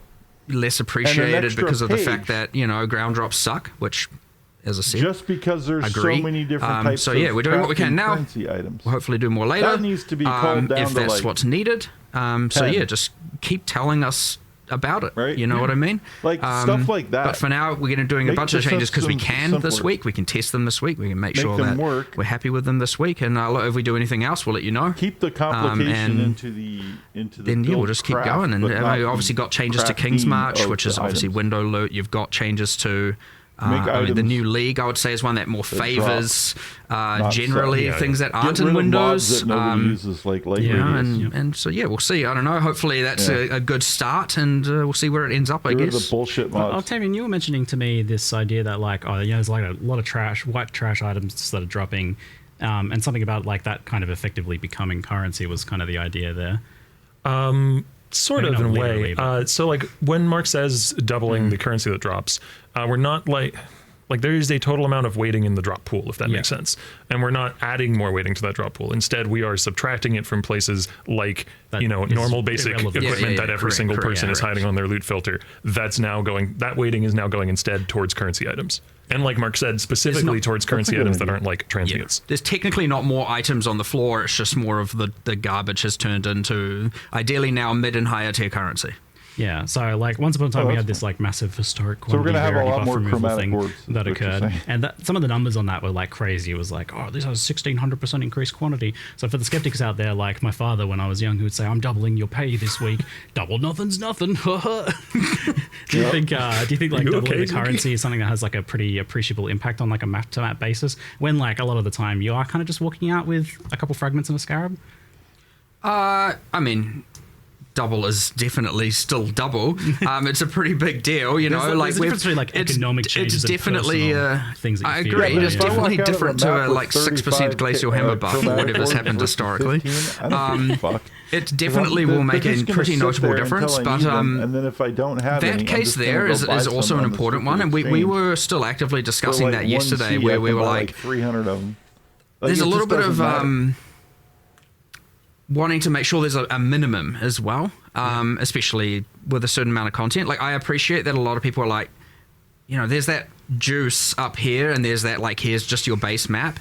And there's a bit of an expectation that, you know, you should be able to just go in, clear the map and come out with more. And I generally agree with that. I would say that, you know, the base map is kind of bad right now with respect to some of that. And so, but again, this is that thing where we've got these things we can do now and quite quickly, because we understand the ramifications of them way more. Then there's still all these other conversations we need to have about more like that and how we can achieve that. You know, there's things about how can we've always wanted the idea that the quality of equipment is dropping better, but there's less of it. How can we achieve that? And like, it's quite complicated and quite difficult to do, and it has like all these ramifications down the line, and it just goes and goes and again. So for right now, focus on what we're doing, but we will 100% be looking at things like the minimums, the base mapping experience versus the giga juiced, because the other thing we need to make sure we don't do is he looks really nervous, actually. You know, often what you can do is you can add something that is like more for your average player, doing your average regular map, you know what it looks and like? Then that once multiplied by every single league thing ends up being just more and more for the top end, and then it's a bit of a rich get richer situation, and you didn't end up necessarily even benefiting that person. You in fact made them now feel worse from an economic standpoint. So like, you have that thing where you need to give something there, but take away from something here, and that can be dangerous because you might, he's a really cool guy, overcook the nerf, you might overcook the buff, you might undercook on either, you know. It's scary for sure. So I mean, even yesterday, to be fair, yesterday I was the one proposing all the craziness. And I was like, whatever, it's fine, let's just do it. Everyone's like, whoa, calm down. And I was like, all right, fair enough, I'm calm. We'll do the safe stuff that we know that's high impact and going to help people now more than anything, and then we'll keep looking at this stuff. So I would expect more changes. If I needed again, I would, depending on what they are, mid-league. Again, I don't like nerfing strategies mid-league. Like, that's a last resort. Turn that down. How's that? So if all of a sudden it's like buff and nerf, and if we can be 100% certain it hasn't like screwed over a bunch of people's current economic wealth, that's good. But look, if it isn't solved, then 329 will have more. So just make sure you keep letting us know, right? Like, that's the important thing. Like, often what happens is like a topic can come up and then be lost. Other stuff moves on or whatever. Like, it's really important that, and it's obviously a responsibility on our end to make sure we go, okay, this is still a problem. It's not like just because we can check in each Q&A on this one. Sure. Yeah, sure. It's like a good ongoing one to review. I think it'd be good if you can get like, you know, for the Ark and Go players, like to a situation where they can get two chaos to rub together. But I think like an interesting situation is that you can kind of stack all of this juicing stuff into juicing the normal content of the monsters, and you can't really like scale it, or the scaling has not really any impact on that. It's like something to do with like, it might literally be that like double nothing is nothing situation where you're like, oh, well, through all these scarabs and Atlas stuff, I've juiced these monsters up 1800%, but they ultimately still aren't able to drop anything at that point. Now, how do you make it able to scale? It feels like actually like a really difficult design problem right now. How do you get it actually able to scale basic monsters to make them both challenging and rewarding? Yeah, I agree with what you Affliction's various issues aside, something that was cool about that was that you could scale rare monsters to be really freaking hard and really rewarding, and that was actually like a cool thing that maybe needs to be in the game somewhere, and maybe that we've lost. You see a lot of this thing with the difficulty scaling, where you get that exact argument where people are like, I want a way to be able to scale The monsters, but then you also have the audience who are like, I want things to be rewarding without needing those scaling mechanisms. And if you're playing the base game without the league, then you don't. You do need a bit of both. It's never going to be perfect. You're always in a kind of gray area, and that's where I talk about the ebbs and flows of just things coming and going, and ultimately it's what feels right to as many people as possible. And or there are many options for these things, right? Yeah, I wonder if we just need some like chunkier options that do just like we do. Make those 100%. Base monsters just punch a bit harder. Some like big nodes, big notables on that. Octavian was specifically pushing for this yesterday, and we're in agreement. It's just a matter of coming up with what that is. And the hardest Atlas passives and scarabs and that kind of thing to design are usually the ones that are the most broad. Like if you're designing for a particular league mechanic or something, you know what levers and knobs you have to turn. But if you're designing something for the monsters in the map, that's a little tougher. And that's not to say there aren't cool designs there. There definitely are, but it is one of those things where like we probably can come up with a bunch of cool stuff by 329, but probably don't have it in the next week. This is like another league situation here, but I wonder if there's like this needs to be keywordfied, like some sort of like native monsters. Yeah, we do. Natural inhabitants is what we currently call them. Yes, we do have that as a concept. Yeah, it's not used super frequently, but there's a few places in there. But then you also then don't want it to be that then there is a league and the league just feels like absolute trash, So again, a little bit of a fine balance, and because otherwise you're going to start the ebb or the flow on the other side, and now all of a sudden. It's like, there's no point adding any leagues to my area. I mean, some of your well-designed leagues, I think, can work well with that. Like, I think Mirage they should do a league with no league. Yes. If that was in now, Mirage would work really well. They'd be duplicating all those scaled-up, like naturally occurring monsters and adding more of them effectively as well, like non-like loot tiled, but still kind of like randomized monster stuff, which is pretty cool. Well, as you can see, though, also we've just done a lot of changes, especially to existing systems. Like just for shits and giggles. We're not afraid of. I mean, items a bit more scary because you do need to test it. You don't want to mess that up, But we're not. Octavian's not too afraid. It seems to be able to suggest the crazy things that we. Bit of fresh blood, bit of vigor for change. That's good. Sure. I think we just said even to you this morning, it's like Octavian and I were just like talking absolute madness, I believe I phrased it as, in terms of doing all these crazy things and just tipping things upside down and like seeing what works, seeing what doesn't, and so we'll just keep doing it. But you guys it's exciting. You're in charge of the game now. Now is the time. I really love these conversations at this point because now is the time when we don't plan stuff so far in advance. Hopefully people know that by now. We stay dynamic, we stay agile with that stuff, and right now is when we're discussing what are we doing for 329, what are our major headliners, what are our minor headliners, and I usually say that start like the week before this one releases. It's like usually it's like, okay, what's the next league look like? And so right now is the thing where we're putting our effectively our list, what are our tier 1 problems, our tier 2 problems, what are the things we want to achieve, not, and so the hardest part is I've already got some stuff that I really want to do in 329 that I'm really excited about, and I can't talk to you about it. Yes, I know. You guys told me something before the Q&A. I'm like, you can't tell me this right before the Q&A, and I'm not allowed to talk about it. I have to, come on. I really want to bring that up. Yeah, but now you have 4 months of prep for the next Q&A. I'm ready, but my question's ready for that topic. I was really sad when he stopped streaming, actually. Wait a while on that one. One of the guys that I still follow him, on this ground loot. He still streams every once in a great while. Kind of have been sad to see like a couple hours. It was the loot conversion mechanic on rare monsters. Now, it was obviously really problematic when it was first implemented because it was associated with arch nemesis monsters, and then it had like pinata fishing stuff. But you guys solved that by making it actually properly random. And then even though it was kind of a loot tile I was glad to see him go to GGG. I was just sad that when he left the it's random and it doesn't feel like he would also I think loot conversion narrate a lot those of who are unfamiliar with what I'm talking about. This is occasionally rare monsters have like a hidden thing where they will take whatever they were going to drop and they change it into something else. And that is like fun and weird and surprising, and weird and like surprising loot drops. Spike moments. Yeah. Those are the things you remember. Like, I remember the first time I saw like, they all got changed into currency, or they all got changed into maps, or some weird guy with the glasses. That was another big topic yesterday. It's like that because that was another. Many axes Octavian has glasses we were like, too. We need to reinstate spike moments. Moments where you're like, whoa, this is crazy. And then not just being a divine or having to mouse over every type of a unique of a given base type. And that is what achieved that. I mean, I believe we are at least, we obviously nerfed those. It was a bit hectic. But we're easing back on some of that, at least Yeah, for that's 050. Ziggy D. What the heck? 328? So this is what I mean, too many games. Ziggy, like for the 328. cartoon character, the comic strip. We're Ziggy, easing back on those with the D. Diminishing return penalties, I believe we applied. At least they'll be more spiky again, but not what they once were. What they were was kind of a bit out of control.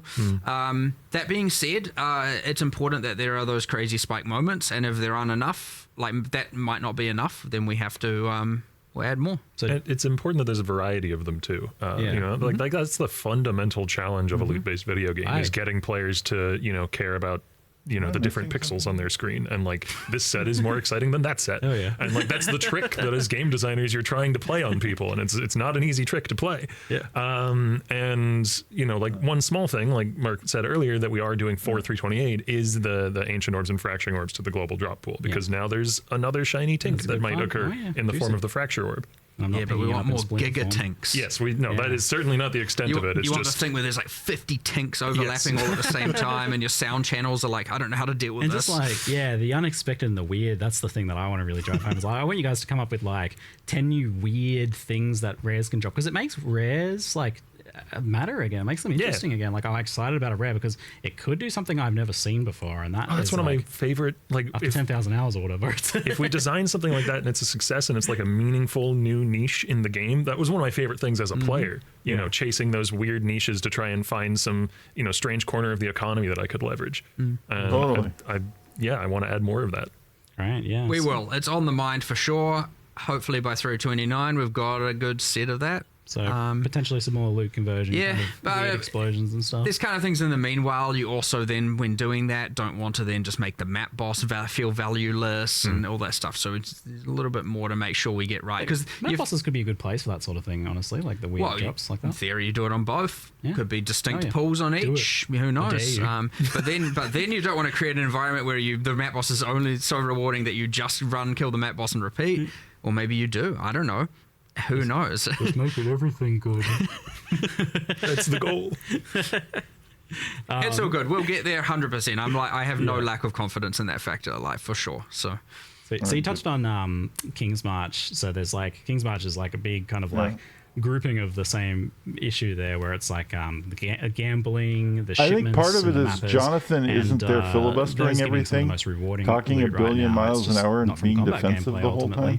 And this was something I was going to bring up later, but I'll bring it up here now. It makes sense that I think I like King's March. A lot of people like the King's March shipments and stuff like that, but I think over time it's definitely started to feel more and more like what I was initially concerned about, which is that it'd be like daily quests, mandatory chores. Exactly. Yeah, busy work sort of stuff.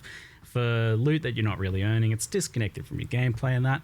I was surprised to think about the crop and ore change. It's like it's a pretty subtle thing, but it actually seems like that might be kind of impactful. Do you think that's going to make a big difference though? I mean, it does make a big difference, Jonathan's because you have to now engage with the league and be invested in the league in order to now get the printed currency. Yes. So at least there's that. I understand that's, a bit of a currency nerf to everyone, but hey, look, it's window loot, so, we're compensating for that in the rest of the game as well, so, with all the different leagues. Is a hit a lot of people are willing to take. It's like, because I think for King's March especially, it was something there, it's like, technically it's optional, you don't have to do it, but like everyone is. Yeah, it's not really. It's not really though, optional, is it? Right? No. The swap is sort of meant to help address. Yeah. Because when you could just grow crops with nothing but money, then it doesn't really feel optional, right? Because you're making gold whatever you're doing. So you have gold to give to King's March, and they can just turn that into money for you. Yeah. That was a quote that I picked up from somewhere that I found particularly entertaining. Where it's like someone's like, "Oh, my King's March mappers are getting better currency per map than I do, so I give them all my maps and I find gold for them." I'm like, "Oh, that's just tragic, like isn't it?" It's not really where you want to be. So now, what you need to figure out is, does the doubling of currency double the King's March mappers amount of currency? Well, it doesn't currently. No, it doesn't. Well, there you go. That's probably part of the solution there, just kind of accidentally. But King's March has a pretty extreme love-hate relationship going on with everyone. Like this, I like it. Honestly, I enjoy logging in and getting my shipments, but I do see the dark patterns there. For sure. Yeah, for sure. The issue there. Hopefully these changes help. There's obviously more we can do in due time, but you also don't want to take away the thing that a lot of people do like. And that's where maybe making it more of an optional thing instead of the actual fake optional that it is right now is honestly the trajectory it needs to go. That way, if you love it, do it. If you don't, and you don't have to feel so penalized or bad about not having it.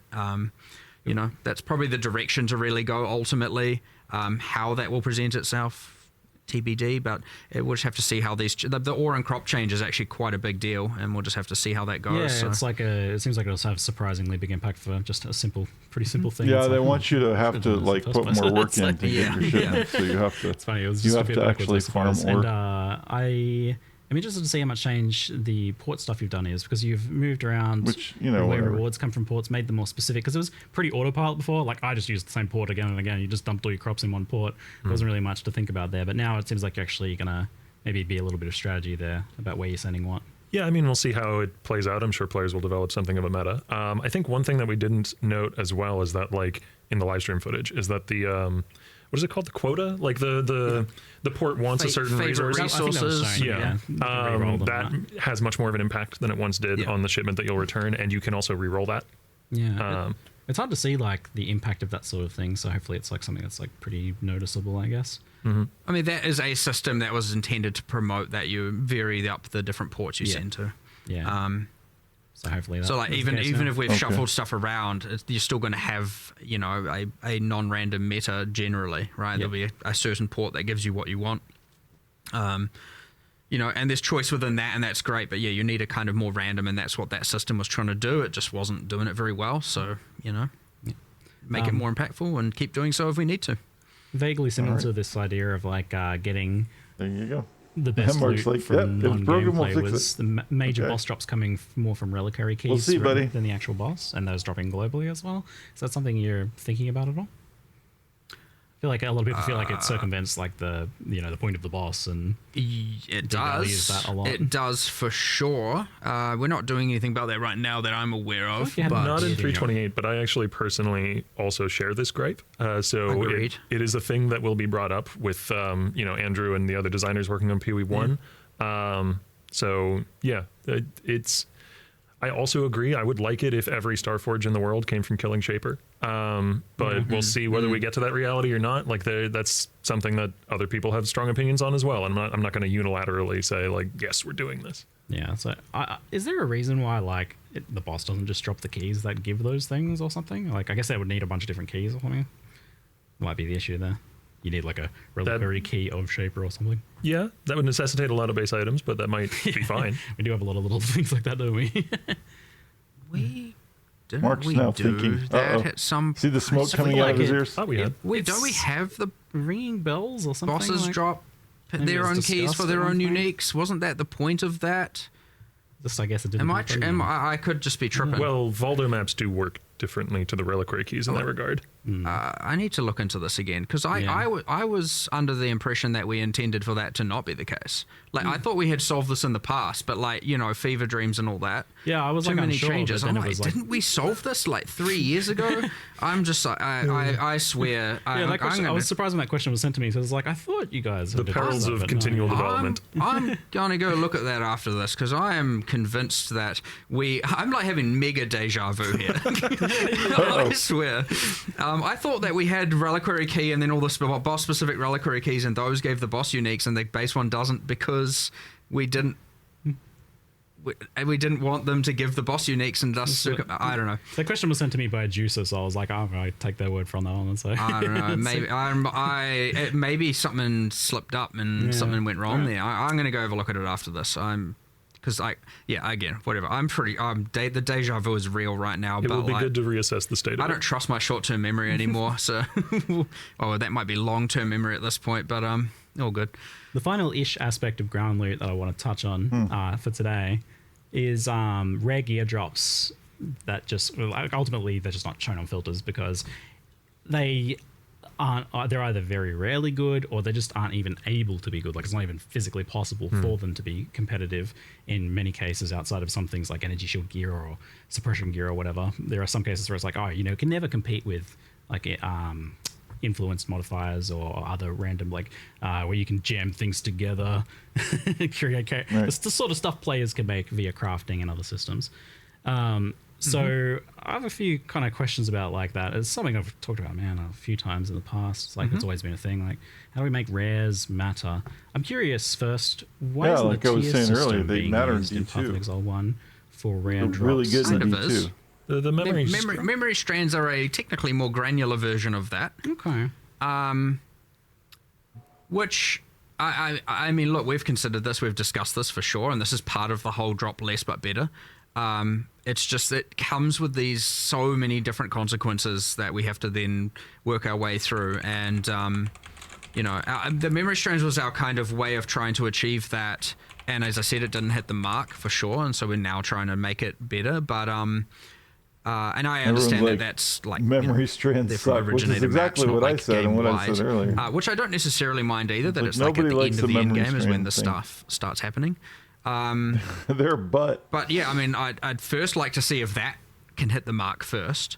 That being said, there is like just going to always be that there are crafting systems and drops at odds with one another. And you have so many people who are in favor of one versus the other.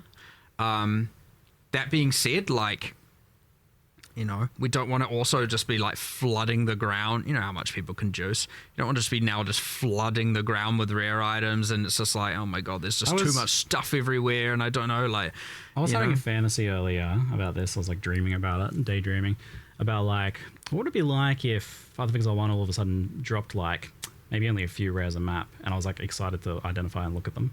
It's like that would be such a crazy change from the amount of stuff that drops right now. I think that game mode is called Ruthless. Oh no! Maybe. Whoa, man! It's your first time in the Q&A. Calm down. No.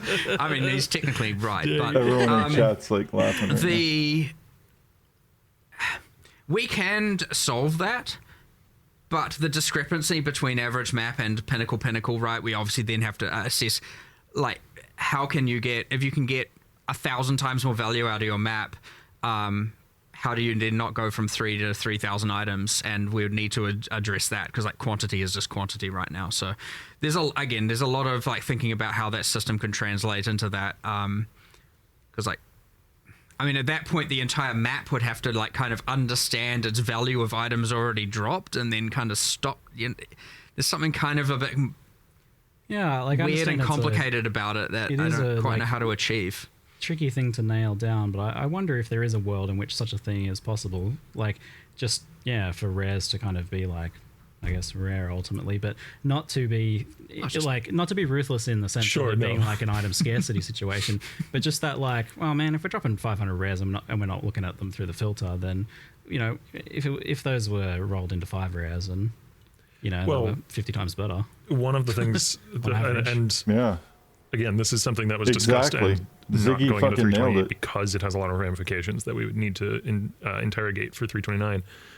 But like an extension of the memory strand changes was like, well, what if we just, how the drop conversion stuff that you're talking about for rares, like what if we do some drop conversion thing where sometimes rares will drop way fewer rare items, but they'll drop super memory strand heavy items and they'll drop a few of them, and like that sort of thing. It is definitely on our minds. I will say one of the things that contributes to this experience, particularly in Keepers, was just the strength of the breach tree, the strength of the Genesis tree, and while that's being rolled in the core, it has been adjusted. More effective. Yeah. PoE2, I mean, while those windows are generally going to be showing you just like. But what makes that feel bad is when you don't have it, it feels like you're wasting your time. Many thousands of rare items that are on the ground. If you have the shit version, you feel like it's shit. You don't want to use it. How is that ever going to compete as well? So then just even make the thing better in the first place, and don't worry about like. Yeah, so if we do this, then it's good, but otherwise it sucks. And we'll just keep working through them. We don't want that it sucks part. It's just. Again, I cannot stress how complicated all the less item model really good and things everything so is. that when they do hit, we feel excited about them. Messing up like the economy in Diablo in any 2, drastic when a rare way, item falls, be it stuff that we do the on item accident, type that you can sometimes use. It's like we one of do your try to characters. avoid It actually, as much as possible. You actually kind of get excited. And a lot of these things are be really hard to come back from if you mess it up. If we just make like. In If Path everyone's of just getting Exile, like 95th percentile items off the like ground and like the first tier 1 map they run, you just don't even give a fuck. You're like, the entire like get itemization of the in-game systems just down the drain. So like if we, I look for plus 2 that's an extreme. That would assume we mess up bad. And maybe if but that's what knee-jerk reactions result in, right? I believe in you. you guys have some experience now with the idea of like converting rarity into the fucking convoking item, like making it better. Like, it's like, you know, as the rare kind of feeds into it, and that aligns nicely with the idea of this being something that grows over time with juicing. I 100% want to do tiers and juice it, and your map's got like jumped from, you know, your average 100 rarity to 500 rarity or something. Those items start to become a fair bit better rather than just being, because the way it is now effectively is just more white items being converted into rares, right? And you get the cool thing with them bosses because they have generally more inherent rarity, drop better gear, and rares drop better gear. And, but no one's gonna know if something's good that drops when it's rare because they have to identify 500 fucking things to see if it's any good. I love that. I actually really like that, and I'd like to do it. So okay, that's good to hear. We'll just keep trying to get there. So on the issue of like normal rares not really even being able to compete with like crafted influence, recombinated stuff, like Path of Exile 1 it's just got too much cool stuff now. It's not like you want to remove that. So the question is then like, how do you make rares compete with that stuff? Obviously, like just having really well rolled stuff can work, and maybe only for specific having really item categories like energy shield gear and things like that. And just have a lot less of them, so that when they do fall, you get excited. Fan personally of things like temple modifiers and stuff like that that are a little bit weirder. Now, that generally belongs in specific content, but I wonder if there's stuff like that you can do. Obviously, we're talking about the memory strand kind of making the base matter, and I quite like overqualityed items for that point as well. Is this something you're thinking along these lines of like other things you can do that maybe fit more in general content? Maybe just seeding the idea, if nothing else? There is probably stuff. It's kind of hard to think of exact things on the spot. It kind of goes back to your previous comment about, you know, trying to make more, like, more meaningful tinks, I guess. Finding more axes to make gear matter in a way that's different from a different piece of gear mattering is, like, one of the most fundamentally difficult things in designing an item-based game, but it is also one of the most important. The other thing is to not have dropped items be unrecognizable as well, though. You can't get too crazy with them. Yeah. You want them to still feel relatively fundamental, and then you craft all the crazy, which are at odds again with one another, right? Those two things, because crazy often can mean power. But yeah, like you don't want to just have every item, you just have to hover and know what are the 8 different things that could be considered. And I understand that the item filter can do a lot of that work, but you know, then there are those not using the item filters and not using different types of item filters, and now there's just this insane complicated web that they might have to deal with. So you still want the ground loot to ultimately feel fundamental, recognizable, and something not overly complicated, and then, you know, or the skill ceiling is what enables the complication of like the knowledge, what leagues am I doing, how am I interacting with all that. So it's that real difficult spot where you want to find really interesting stuff, but stuff that's also fundamental and feels core and isn't overly complicated, and that's why it's hard. It's really easy to come up with all kinds of crazy stuff. Awesome. It's coming up with the simple, more grounded things that are just real tricky, for sure. And, you know... It's probably why we're here in the first place talking about ground loot, because, like, that is the more subtle, the trickier thing to get right, whereas like to do crazy stuff through all the various league mechanics that's what you can let loose, so those have become better and better over time. It's interesting. Yeah, well, I'm starting to see now, why aren't we talking about the new stuff? Like, perfect, I've done my job excellently. I have exhausted the ground loot topic to the point now where chat is starting to want me to change topics. Yeah, you always start with the... I hit the line that I was pushing for. Excellent. You always start with the... You want to start with the thing that people are of course, feeling 100%. Like, I can't relax and listen to this other stuff until I'm reassured a bit. All right, yeah. But yes, would love to talk about it. Very excited. Absolutely. Excellent. Mirage, the new league that has been showcased and announced here, is a bit of a spicy and interesting one, iterating upon a lot of different concepts and ideas here.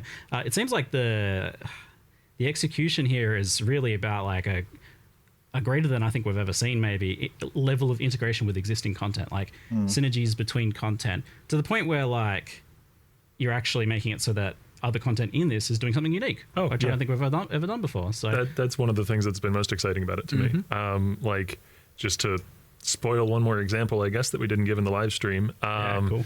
The way that it interacts with Delirium, for instance, is you can drop a currency which can be used in a cluster jewel to change the enchantment of that cluster jewel, but it doesn't change what's on the cluster jewel. So you can theoretically roll like a shield or a block cluster jewel. Cool. You can roll a block cluster jewel into X notable that you want. You could then even fracture it. And then use the new currency to change it over to being, I don't know, a brand cluster jewel or something, assuming those are both in the same size cluster jewel. Wild. And then you can roll a brand notable along with your block notable or whatever. Wait, did I miss where you said, like, can you do this just once, or is it... You can keep reusing the currency. So you can, like, add a modifier and then change it to a new one, add a modifier. I want to modify from these two types and then to end with this type. If you're the luckiest man on Earth, Crazy. But how cool is that? That is wild. I love that. I'm excited about that. And like it's coming up with some cool ideas lately. It's basically like, you know, me and Leighton, one of the other designers, got to just design a whole bunch of, you know, ooh, and wouldn't it be cool if we could go back in time and add this one other thing to this mechanic? Designing crazy is easy. No, it's not. No, that's underselling it. But I don't know. That's exciting for sure. Yeah, that's wicked. So like, was this the initial goal on the outside, or was just something that happened kind of on accident? This idea of making Mirage really like interact with and amplify the existing content in the game.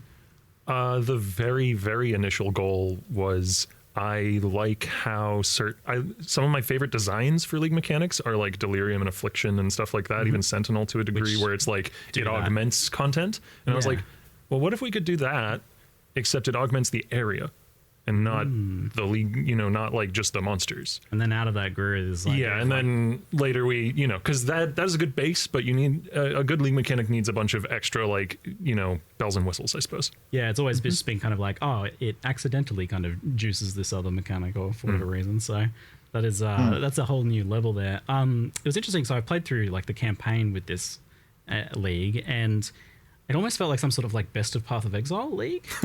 It's got this like legacy league kind of feel where you're like, there's just strong boxes and shrines and legions and stuff everywhere. It's like I feel like I'm playing a juiced endgame version of the campaign more so than the epic thing of Level 4. It was a thing where like. This is a thing I would say that is like almost a bit undersold almost, where it's like the impact this league has on the, like normally you'd think, okay, so there's like an extra little bit of mud flats with some monsters like as a second replicated area. It's like, well, I don't really care about that. But then you're like, yeah, but what if when the Mirage is spawned, we also then ensure there's other bonus content that's currently in-game only generally, or like Mayhem So League, every time you do a Mirage, see, this is like not that we do that much of that anymore. Yeah. And then all of a sudden, there was a now league you've got all this content appearing in the campaign, and it's like there's just so much stuff going on. And I actually kill the monsters, and then they would shift into a different. Like, if you want to just get to in-game, go to in-game. It's still your choice. You don't have to. And then you but would kill for those actually wanting to engage with the league in the campaign, it's probably one of the most so now we're doing that again, but with the Mirage, the most amount of content out of any maybe that was done before. So every map in the campaign is going to have double leak mechanics too.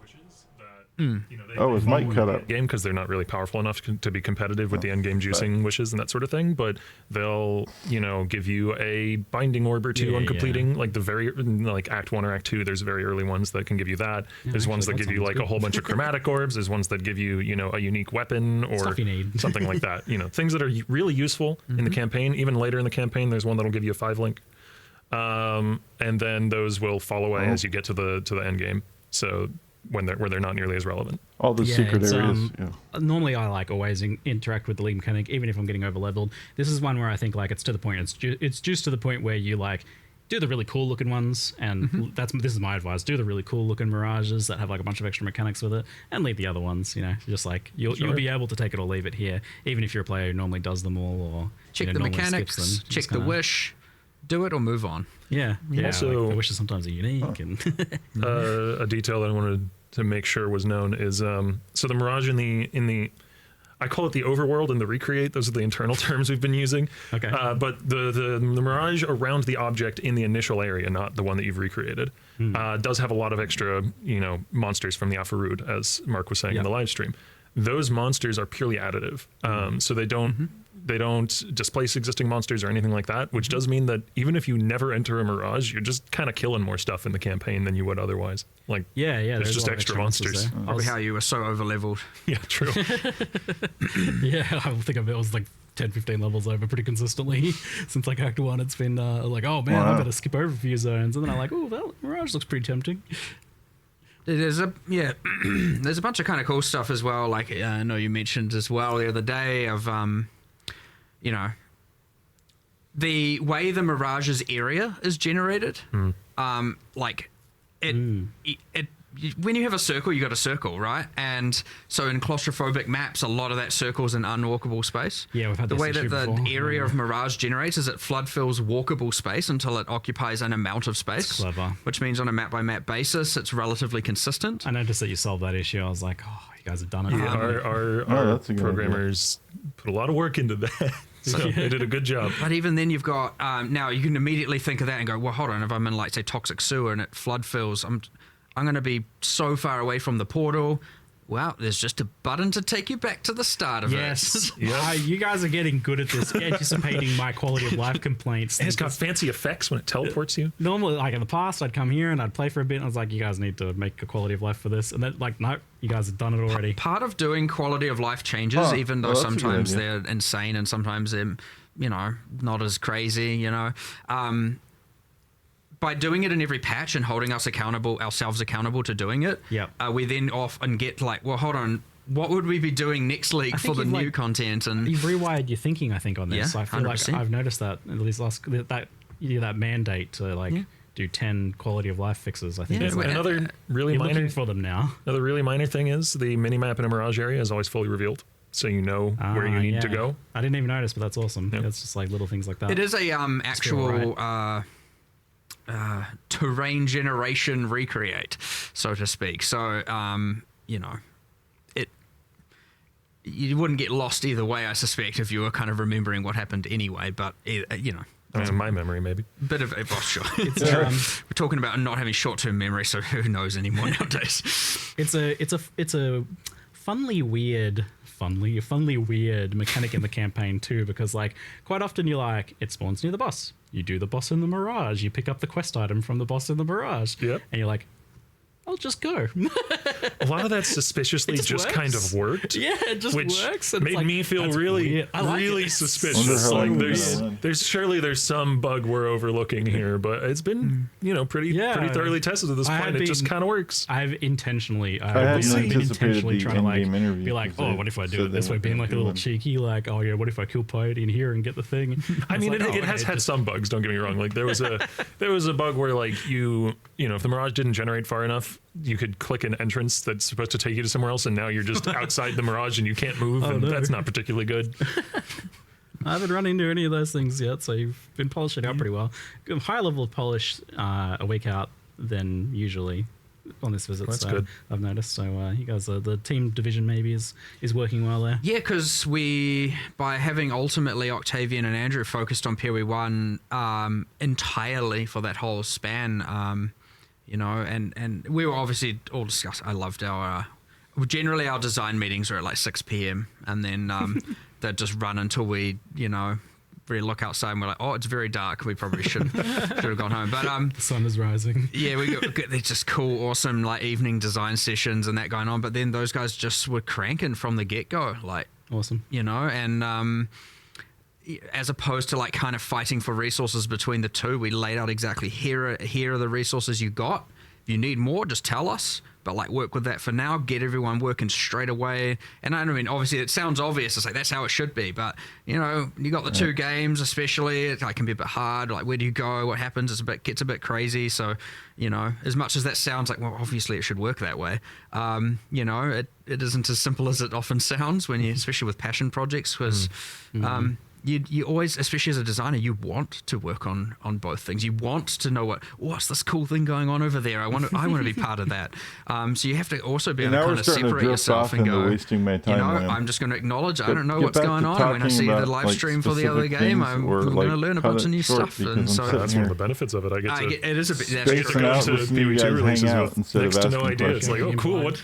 I get to be in the player base getting the exciting reveal again. That being said, he's like sitting amongst the other designers. We're all still in a collective, and everyone can hear what everyone else is doing, and so you can kind of still hear stuff, and people will still ask you questions about things that you've worked on before. So, but yeah, real cool. But I know. But getting off Mirage, but I know we talked about some of the stuff in the campaign, but I just wanted to also give you an opportunity to talk about that cool in-game thing you mentioned boss, and I got it and remembered another exciting thing.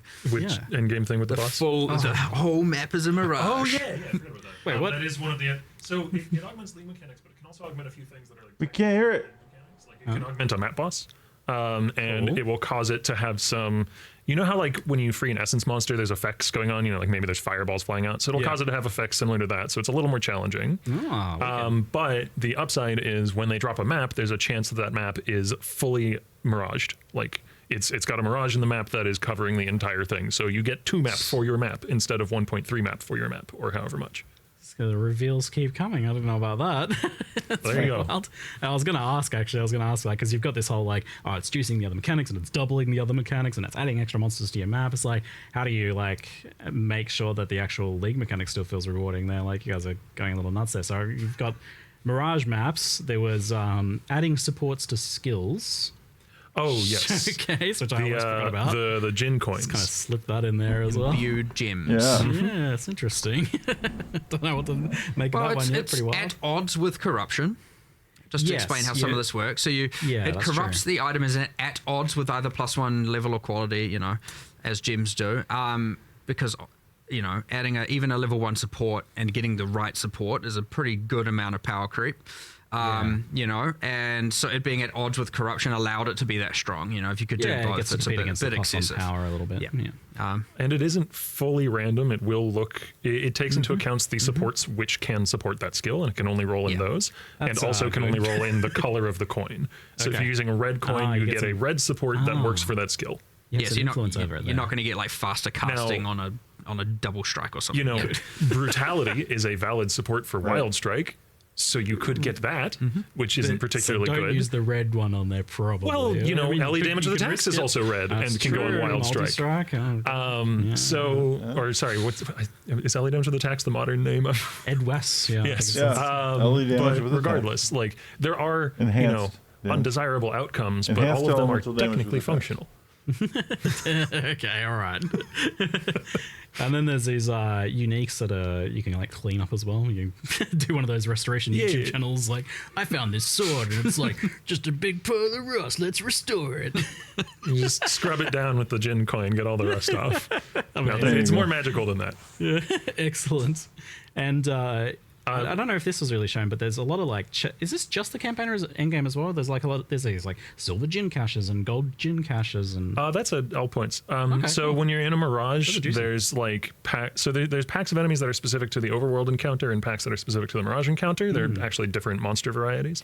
And when you're in the Mirage, when the Mirage enemies spawn, they will rarely spawn with a cache, and that cache is just a chest that has pretty good loot generally. Rare items, maybe currency, maybe div cards. I'll be right back, but you guys won't notice that I'm gone. Yeah, there's so much. I love the amount of level of detail gone in, and as you were mentioning, it's a league that is multiplying other leagues, and obviously it has its own thing, and even kind of a cool storyline, and it's grounded, and it's got obviously a boss, which is awesome as well, but it's got the thing where how cool is that? Suresh is very cool. Oh man, how cool is that? Yeah, let's just start the fight. Let me just rip off my head real quick. Just turn my spine into a star. I don't need this. I'm gonna. Who came up with that? I don't want to spoil much of the fight, but a tiny minor spoiler is when you kill him, his head lands and sticks in the ground, and then you can talk to it. And he gives lore. Obviously. Yeah, it goes without saying. But yeah, even then, it's I really it is probably one of the more challenging things. It's just like, okay, it could just multiply damage and life or drops or something. You know, it could just multiply quant or rarity. I get it, but it's that labor of love of doing a specific interaction with everything it can modify. That really is like, wow, this is cool. There's so much level of detail to this and depth to this. That's quite impressive. But it's an undertaking for sure, and I'm really glad you guys did it. Like, yeah. I mean, I would want to do more if I had more time. Mm-hmm. Something I've seen in chat, I'll just kind of like butt in here in between topics, is Trial of the Ancestors, just kind of getting asked about.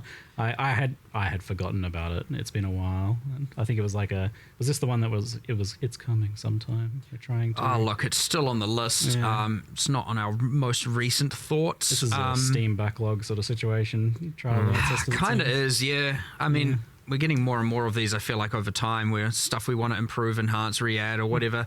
Look, I get it. Same answer as last time, pretty much. Like it'll get its day. We just don't know when. It requires more work to re-add than you might think, and it's easy for that to then get in the way of a lot of other stuff that we want to do. And yeah, I get it's just end of the day, value and resources, and that's it. Really, that's all there is to it. So sorry, go ahead. I was just going to say the well of cool stuff that we want to add to the game is infinitely deep. Yeah. It's good for that.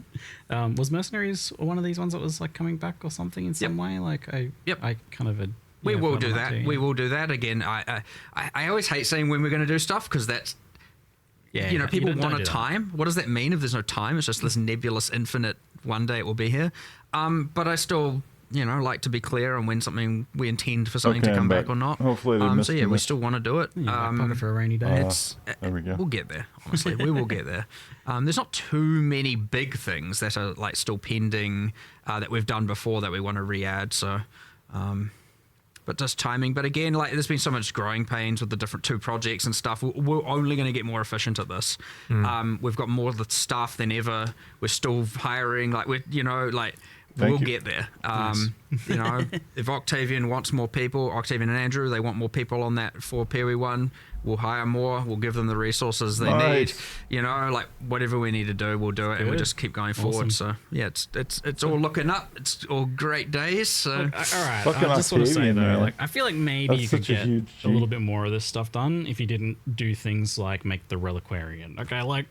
And commit to changing its passives every single league. Okay, yes, that committing to that is extra work. But Reliquarian is really efficient because she uses stats that already exist, right? Yeah, like we have all of these uniques. I was talking to Andrew about this though, because it's like, oh man, you actually have to consider like against the uniques that you can like double it up with, against like all of the other ones in there. It's like yeah, you can make an acceptable list, it's procedurally generated each league or whatever to like cut down on work, but you're still gonna have to like actually double check everything there. Oh, for sure. That's a little crazy. But it's fine. I love having an ascendancy. I love having an ascendancy that we've pre-committed to, like, this is gonna change every time.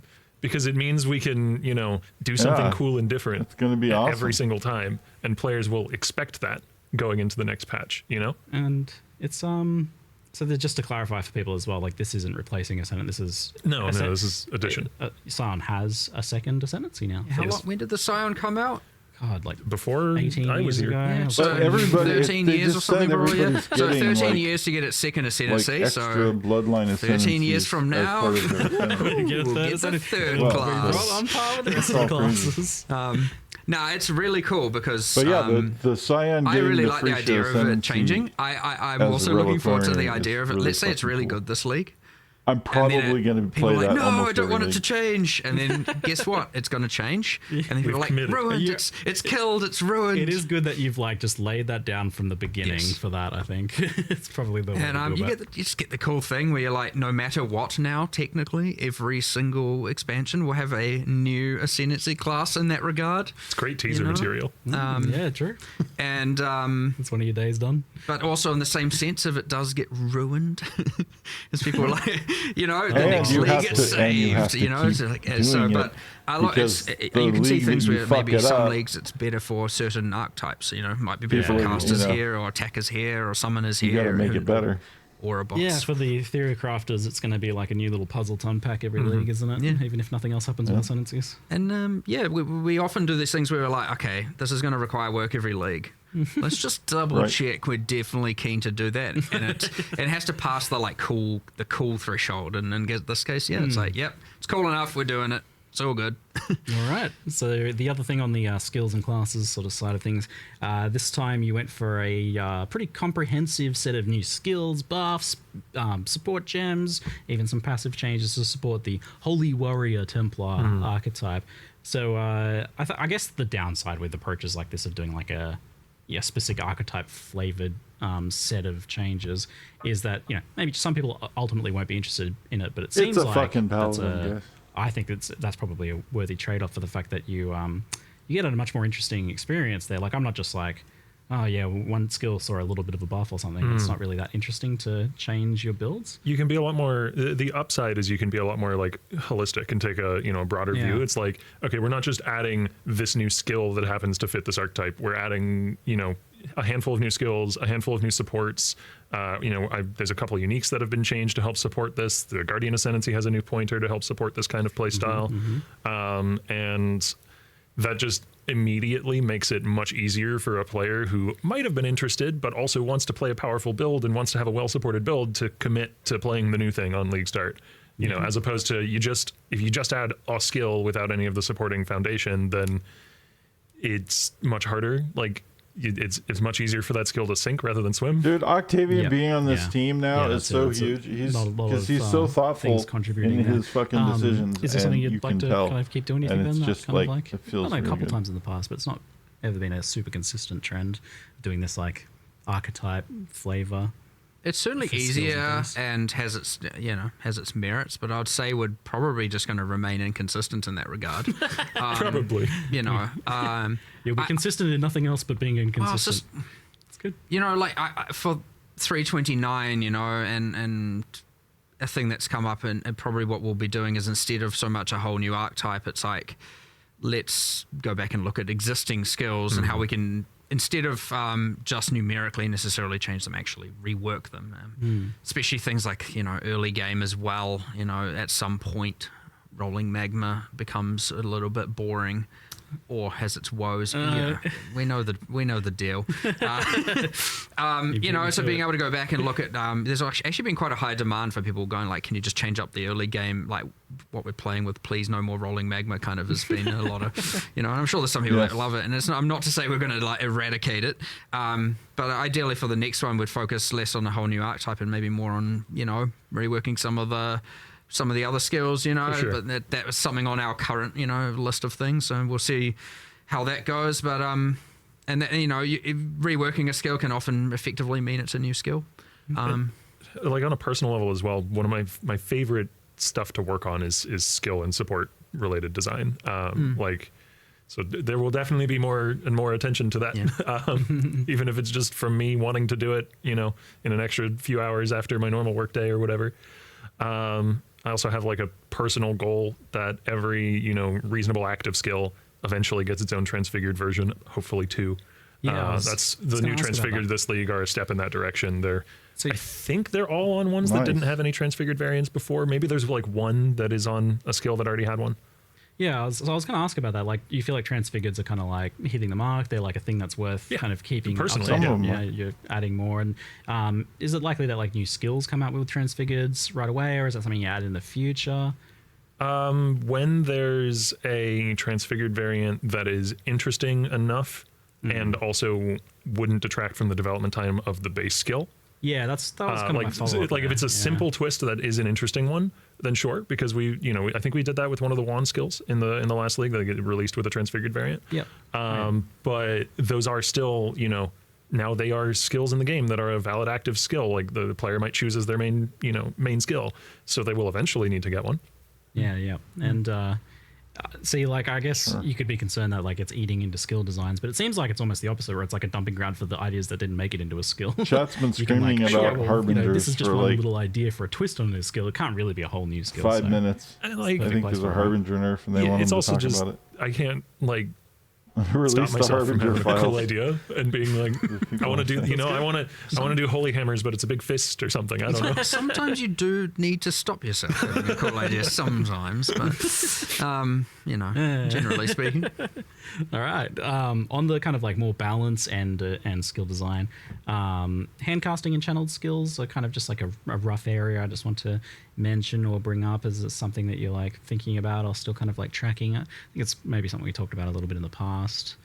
Not on the current, as a not for 328 really in any obvious sense, but like, not to say there isn't something with exceptional supports that might come to, especially stuff we haven't even necessarily thought of, and there's obviously when we add so much stuff, there's so much unintentional usage, but like, I understand it needs maybe a bit more of a fundamental look at, still on the list again.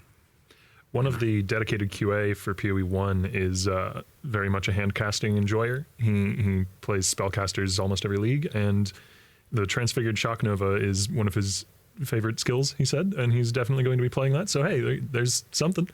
But yeah, it is on our radar for sure. This is kind of like a new one that I haven't brought up before that someone asked me about. I was like, yeah, you know what? When I think about it, that's a good point.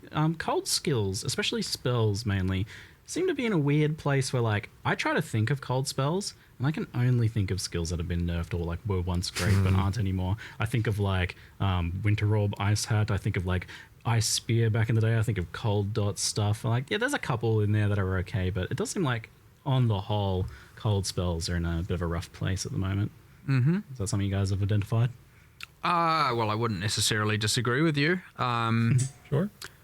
Glacial Cascade. Not to say there aren't, certainly in the more traditional case, yes, they're not holding up. There are some weird cases, Except but Frostbomb is again, still fucking maybe some of this. busted I was and just has trying to been think of the since new day like one. Frost Mage, but technically, it's probably Everybody gonna has be Frostbomb based on in the something build. that isn't even, cold. See, It'll be like it's more Archangel over again. Yeah, exactly. It's like a but it's like a one-off. I don't disagree with you. Honestly, it'll probably Kills come hand in hand regen. with hand casting. To some degree, And like it's kind of does like a hand little bit casting of and spells kind of come exposure, together, yeah. so you'll probably see a bit of that at the same time. Yeah, that'll be a package deal at some point. But yeah, I would actually agree with you. I'm not quite happy with just like. And if you're It's just not, a weird if it's not realization in now. your It's like, skill one of my set old favorite because you don't have skills. enough, And some of them are so iconic as well. it sits in the inventory. I miss some of those ones. It'd be While cool to I'm see a running little bit around, of a kids have to resurgence in swap some of to them it. maybe in the future. If it's anything like what the Templar stuff has gone through here, I'll be But all the psyched in the rest of the future to cool stuff. replay some of that stuff because Yeah. Templar has been an absolute blast. Like I've been loving running through with Static Strike and the new like extra weapons that attack with you stuff. It's Yeah, true. awesome. It is worth noting, alongside the new holy skills, pre-existing holy themed skills have generally been buffed, or maybe Static just Strike, Dominating Blow felt awesome. Yeah, I'm like real excited to see how I can use some of these more party adjacent ones to benefit my friends with some Guardian changes. Unless the Reliquarians are all good at being a support character, I don't know. I'll have to see which one. In there. You'll have to see. And, Have to see. I honestly and then you'll have to don't deal know. with that getting changed next league, of course. Yeah. Yeah. Well, or I can make it not. No. It's good for support characters. Sorry, it's not changing next league now. I've decided. You can't nerf Mark's build. I maybe feel a little bad for content creators who are like making a build guide on Reliquarian, and only a little bad. every one of those build guides has an expiration date built in. Yeah. Yeah, you have to put an expiry date in the because they comments. need to stop reusing Best the same before. build every week. You might It's still be able to eat it after, but it's a gamble. That's funny. I did have a question about this later, but it's Lazy motherfucker. reached the chant levels in chat. Harbingers. I was going to ask about some quality of life stuff later, but we'll slip it in here first. Do you Just want the Harbingers good being news or mentioned. the bad news? Oh, bad news, please. I love bad news. Bad news is it's gone for now. Harvey's gone. What's gone? Yep. Harbinger is gone Harbingers. for now. Yep. Excuse me, elaborate. Yeah, we're just That may be good news for some. I understand that's like look, the issue. Harvey's just Can't dead. complain about it now. Band-Aid gone. Look, and I understand that will probably crush a decent amount of people. But there's a little bit of Nice. it's I a hated shadow Harbingers anyway, floating so with some it's fine. blue. The thing And that sucks yeah, about I mean, Harbingers they're really is all the cool. goddamn fractured for sure, but currency. That's like annoying. we want to I do don't more. want that We want to shit. do it better. And there's this unfortunate thing where often, or especially with a way we have to kind of develop things now. It's kind of, it has to go so it can come back better, is effectively what we're getting to here. I'm happy that herbies are gone. And it will get the justice it deserves. And I'm not putting it in the in the nebulous trial of the ancestors bin here. It's in a closer. Yes, which. And that's what I'm saying, bad news, good news. It's unfortunate, but in some regards, however, it's going to come back a lot better, and it should be something that ideally people can get excited for. We were going to be way more mysterious with it, and actually have the patch notes and actually we are doing that in Harbinger text, and people are going to try and derive what does this mean. But immersively, effectively, the Harbingers have gained the knowledge they want. They're leaving Rayclast for now, and they are going to come back, and you will find out what that means. There's a lot of justification. Without spoiling what's going to happen. As we mentioned earlier, Ancient and Fracturing Orbs are in the core drop pool. Harbinger Uniques are also in the core drop pool. The upgraded Harbinger Uniques are in the drop pool. Drop pool. Yeah. Good. So keeping as much as we can. But look, sometimes these things just have to happen this way. Yeah. It always sucks because we're just like, damn. Also, an adjacent question that I imagine will come up. Horizon Orbs, with the way the new map items work, are they don't do a thing, but they would have done a thing on Shaper Guardians and such, because Shaper Guardians are still an individual key to an individual area. Okay. So now Blessed Orbs will reroll your Shaper Guardians. There you go. Nice, so you still have that capability. Good old Blessed Orbs getting a bit more love. Yep. Aw, my baby. So Blessed Orbs super underrated. It's got a sad, but it'll have an overall. This is great news. I agree. This is great news. They were just weird blue floating guys that drop pocket lint. I don't know why people like them so much. A lot of the but the loss aversion. Your effects don't even work on them sometimes. They're weird little creatures. It is probably it's one of the most abstract things we've done for sure. I like conceptually. I want to see what a modern take on it is, because and also a more grounded and gothic. Again, imagine being able to do the actual art style justice and to do have bosses that aren't just big portal. Is it more Harbinger? Big portal thing, Yes. And the boss was a portal. The boss was a portal. Yes. Look, good future there. We will do it right. Look, let's be real. It was half baked. And it needs to be done better. I am so glad they're getting rid of it. Yeah, I know. There was always going to be that bad. I was going to be. The patch note was going to be way more ominous, but nonetheless, there's a band-aid to be ripped off. But I'm glad and impressed that you are. Again, we have to be brave enough to do some of these things for sure. That's so huge. You have no idea how bad it is. Again, it just means only better things for the future to come in PoE1 chest or whatever, or anything that has fractured fucking loot.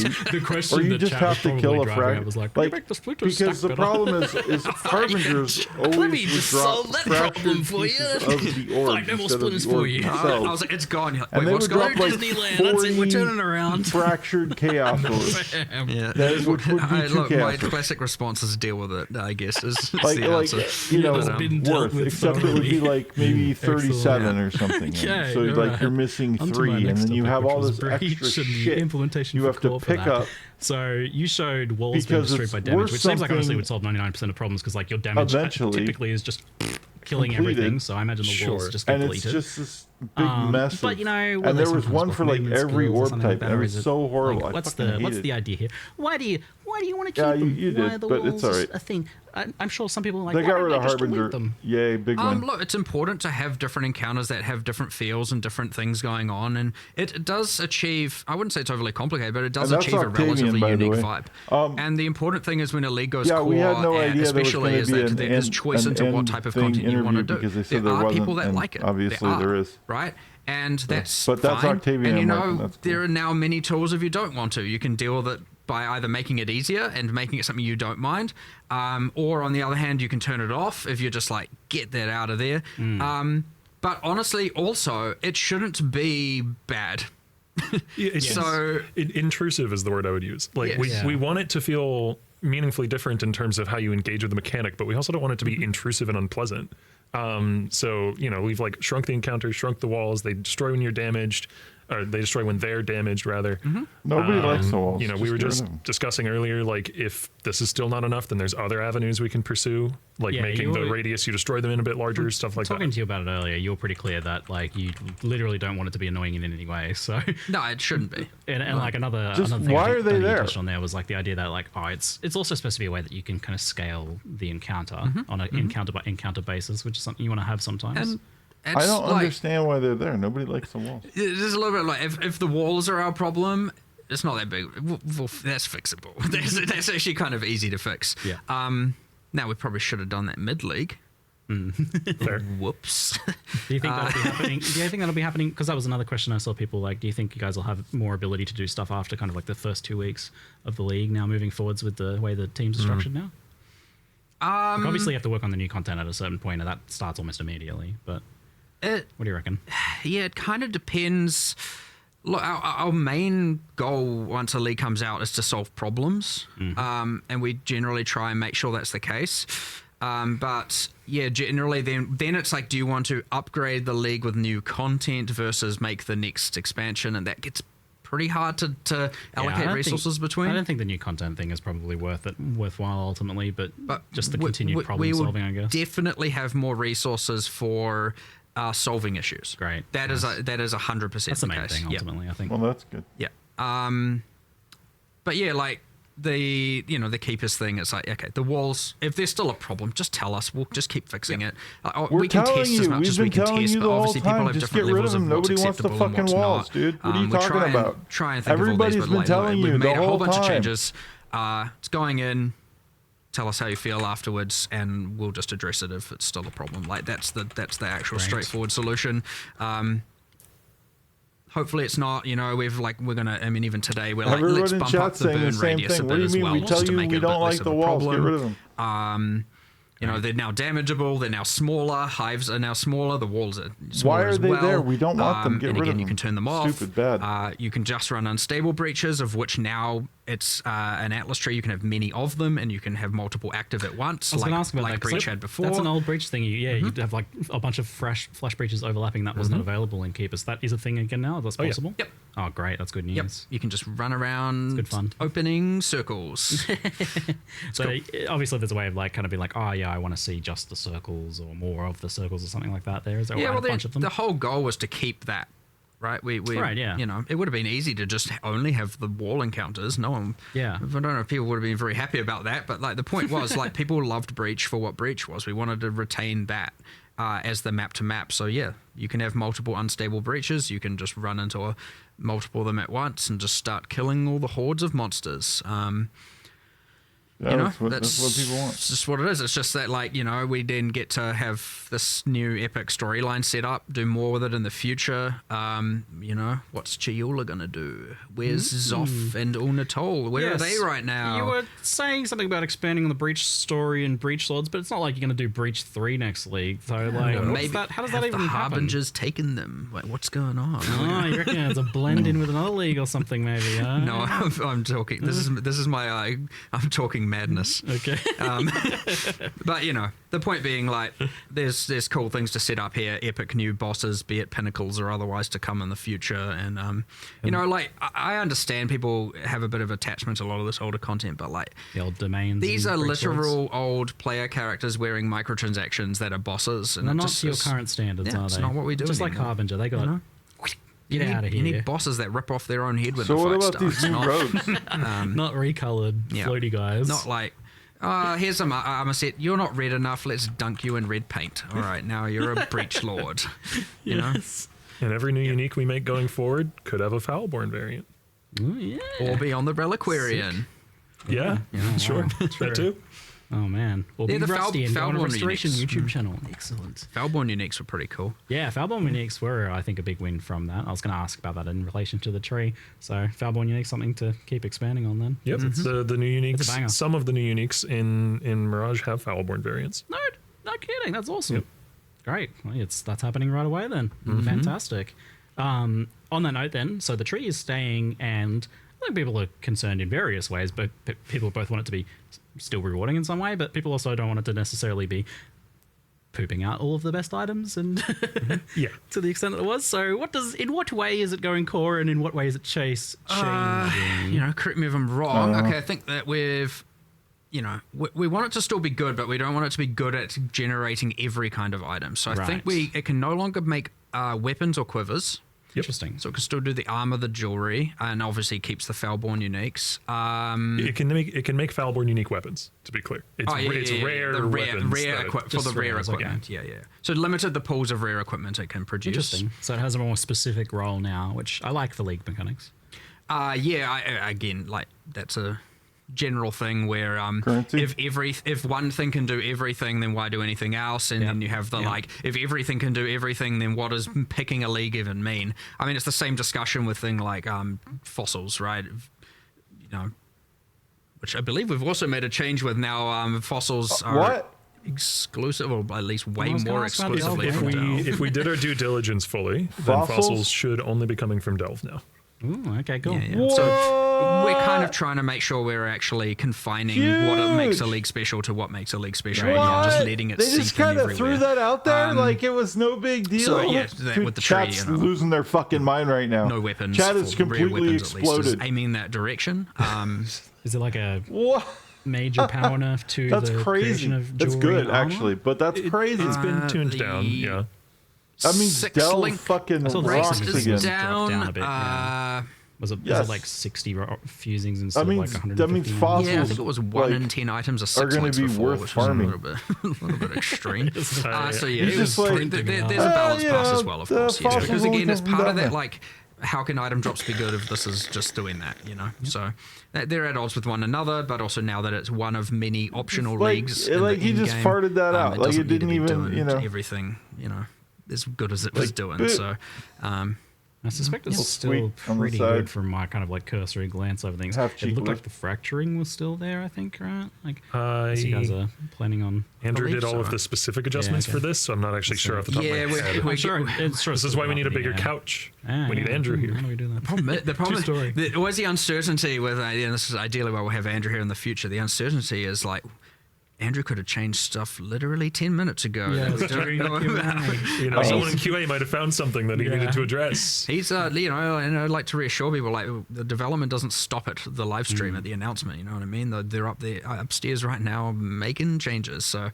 we can only be so certain about, without everyone here who's able to talk about it, but we're 99% sure on everything. If I do my job well, you guys come up with some new changes that you go do after this too. So yeah, well, you're very good at coming and getting us to make a few last minute changes beforehand. I like it actually. Excellent, good. I did that last time.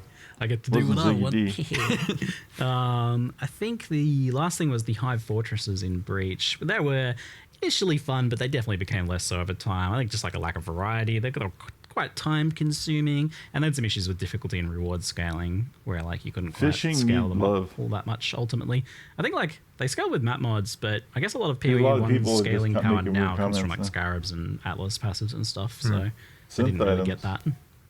I actually don't know if any specific changes have been made to that, and that's not to say there hasn't been. I definitely saw one, which is the juicing buttons. Yeah, there's a whole... Oh, yeah, sure. The main thing that would impact that is there's a whole suite now of Scarabs and Atlas passives that are related to, the Keeper's mechanic. Sure. Those will apply to your Hive Fortresses, and so you can get things like the Enrage the Swarm buttons, which I don't know how many skills you get over the course of a Hive encounter, but if you click the Enrage the Swarm button every time, I really hope you have a good build. Nice. Yeah, okay, so I think it is almost like primarily tangential changes like Atlas Tree and systems like that now that they're core, as opposed to baseline changes, but not entirely sure. You never know. Andrew could be doing something right now, so we'll see. But it should, when these things go core, and now you have an Atlas Tree, and now you have a set of Scarabs, and things generally get a little bit crazy with them, and you can have a lot of agency and choice, and it gives us now way more tools to be able to give players choice, so that if someone likes it one way or the other, we can add that, and so if they're not right, we'll make them right by adding different things and interactions and stuff. It's part of the benefit of the Atlas Tree and the Scarab system is that we get to do that with pretty much everything. We get to have 5 different ways of playing every league, and that's awesome. I'm already excited to... I don't mind that they're running long make for a while, but stuff. I just haven't come up planned with on Atlas passives for Mirage or Scarabs for Mirage. You're already starting to think about what you can do. I have stuff in my back pocket. Okay, cool. Half the size and do something, double the size and do something. There's like so many different options there. Yeah. This is a Warpro because I'm realizing we just haven't even like 20 minutes talked about before the next core end game. possible It's like, ending. yeah, you guys redid the Atlas by the way. We haven't got to that yet. We put a lot in this one. So the change to map, I call it that because it's just like it's not June's map anymore. It's just map. Just kind of made me giggle the first time I see it. So the map's weird. What's up I mean, with the quality that? of life around this, for one, I like You that put the map in the as part region. of the It's more like showcases, PoE 2. Here's all the quality of life bonuses It's just that this generic means. map. Oh yes. It's basically I mean, it's a Waystone pretty goes big into deal. the map you I know want. that there's this immediate, The and map you even want internally, is like you have this on like, yeah, the this is what we're Atlas, doing. and People you are like, put the Waystone into the there's like a map you shock want factor, on the like, Atlas. wait, but then This you is get to exactly explain like, what's here's all the gonna happen benefits with we get PoE from 2. it. Here's here's the Guaranteed. bloat we get to take out. I like to call it because you no longer need this and this and this to achieve these different goals. So like it simplifies things down in a really good way from a UX standpoint, and also a trade standpoint. You know, and from completing your Atlas standpoint, like all of these things just become so much more clean and simplified, and you now don't need like three. You know, for example, you don't need favored maps anymore. A lot of what was special about Kirax missions or good about Kirax missions was helping you complete the Atlas. That's now redundant. You get to trim so much fat. Like it's gone, by the way. There's Harbinger orbs. You got rid of chisels at the same time as well. Finally, just base chisels, by the way. Basically, Maven's you're chisels putting still a map exist for into a clarification, region, which is what but you it's do in one chisel PoE for 20 quality, 2. just to be. Instead of they were just having like tier 1 pointless maps, busy work. I always felt that way. here's like, the 8 chisels, different tier 1 maps, or actually there's 4 usually. And then here's the tier 2 maps, and here's the 8 tier 2 maps, and here's the tier 3 maps, and here's the... Now you're just getting map. What chisel would have previously tier 1, provided. Yeah, I know. Map, You tier gotta 2, like, make sure map, that, like, and you're putting it in 20% away from me. whatever slot has the region that you want to run. And of course, which is what PoE 2 kind of is Voidstone now, mods, which except apply that the regions to in the whole PoE Atlas. 2 You've got are random, and they're probably going to make them not system. random and be a lot more you've like got this. and you got more Atlas passive points than Guarantee it. before. You know, so it's lots of like 7 or 8 more. It's so nice to be able to get rid of like there's this thing where like you just can't add infinite systems to the map device. It was kind of getting crazy, and I know we obviously got rid of the master buttons a way back. Now we've got rid of more of the stuff. It's like getting way more simple, and it's just like the process of using the map device, putting in your map, and running a map, just being and rolling that map, being as clean as possible. And then being able to 3 clicks instead of I got 2 dozen. So. And then being able to, now, I mean, I'm excited for the future here, but being able to interact with your Atlas as a physical space with mods and the stuff like that is really cool. Like, I am the kind of player, I think you are too, who likes to run. I like to run many different maps. I like having, sort of short to midterm goals in the end game, which is one of the reasons why I'm really excited for the whole Egan system, because it's like, now I know I'm going to run these 7 maps, and that'll give me a reward at the end, and also increasing juice as I do so. I don't know. I was going to then go into how you can sort of bisect them and stuff, but I feel like that might be getting too into the weeds. No, I did want to ask you about that, because I didn't realize that from first watching it. It's pretty funny. Like, I saw the blobs and I was like, oh no, here we go again. There's no Elder Ring management. You have to make the Elder eat the shape of blob, but not fully. You have to make shape stays alive in its digestive tract. That's how you get the No. The loop here is you put the blob. Okay, we have a better name than blob now, but that is the internal name. Blob's a good name. You put the blob on the Atlas, then you run the maps in the blob. There's no like, I have to micromanage it to make sure that it's doing the exact right thing, and if I run the wrong map, then it's all ruined, and I have to spend 7 hours fixing it. Especially because you can just take your map and just pot it. If you just do them, right? Like, you don't have to be like, I don't have maps to do this part of the blob. Which is amazing. You just have the map item. That was really go wherever you want. with those and that is systems. Also, to be clear, you can still go wherever you like. You have freedom of choice to pick whatever map it is you want to run. Like, you use the map item on Mesa, do it. You use the map item on Strands, do it. Whatever. You even made that keystone, so like, you don't want to do different maps in the blob. You could still do the blob. It'll just do it randomly. Yeah. So I guess to get into those weeds is so you say you have a blob that's like a long, thin, map line of 7 maps. Yep. If I run the map directly in the middle, I'll then have 2 smaller blobs of 3 each, right? one of them will be removed. Dies. And so you can more quickly clear the blob off your Atlas if you just care about the Templar Vault reward. Yeah, so but you get a little bit less juice if you do that, because every map that you finish juices all the other maps. Yes. Oh, that's a really cool So you idea. have this like sort of tension, this push-pull like between, do I want to get the maximum amount of something? value out of my astrolabe that I used, or do I want to get to the vault as quickly as possible? Yeah, so if you run like all of the outer areas of the blob and shrink it into the one last map, it'll be a super juice map. It'll be very Or you just juiced. cut it in half a couple times, and then you rush to the end scenario. Which the main motivation behind that decision is it means that every astrolabe has a sort of minimum value. Okay. Like, you know, maybe the meta shakes out so that people don't really use the Blight astrolabe very much for its juicing for whatever reason. Right. Then that ends up being like, okay, well, I can buy those en masse and then go just blitz through them, you know, do like 2 or 3 Blights and 2 or 3 maps to get to the vault and get that It's the reward. rush one. Yeah, so there's like those subtle tactics. Clever, yeah. And Sort of spam the non-annoying. vaults. Like, this would be annoying if you had to like trace down the specific maps and like micromanage it, and it I was think moving what's- around on you. This is something I haven't explicitly discussed with Mark, so maybe he'll disagree with me. But I think what's really important about these Atlas sort of effects, I guess, these geographical events, is that they're transient. Like, you don't want something that is something you're going to have to manage for basically indefinitely. You want something that you engage with, it has an end, It's then just you a go again. short-term sort of. Yeah, like little this is a goal really project. good system for making short to mid-term goals. Okay. Well, Yeah. that is Got it achieves that goal very well. So yeah, good. Awesome. Just also, by the way, his Blight thing was a hypothetical. I know people. Sure, I have no idea what the players will think of you know, what I don't.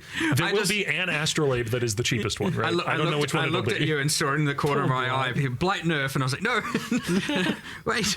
Well, there might be a Blight. truth to every There might be a I'm pulling Blight on my nerf. microphone here. I'm getting too into it. There might be a Blight nerf, but I don't know. If Andrew was here, he would know. I mean, I had a question for later. I was just like, Blight's a bit buggy and laggy. You guys looking at that? It's not laggy anymore. No, they fixed that. Stop. yes, but it's Blight isn't laggy anymore. just a limitation of that's what happens when you spawn that many things. Yeah.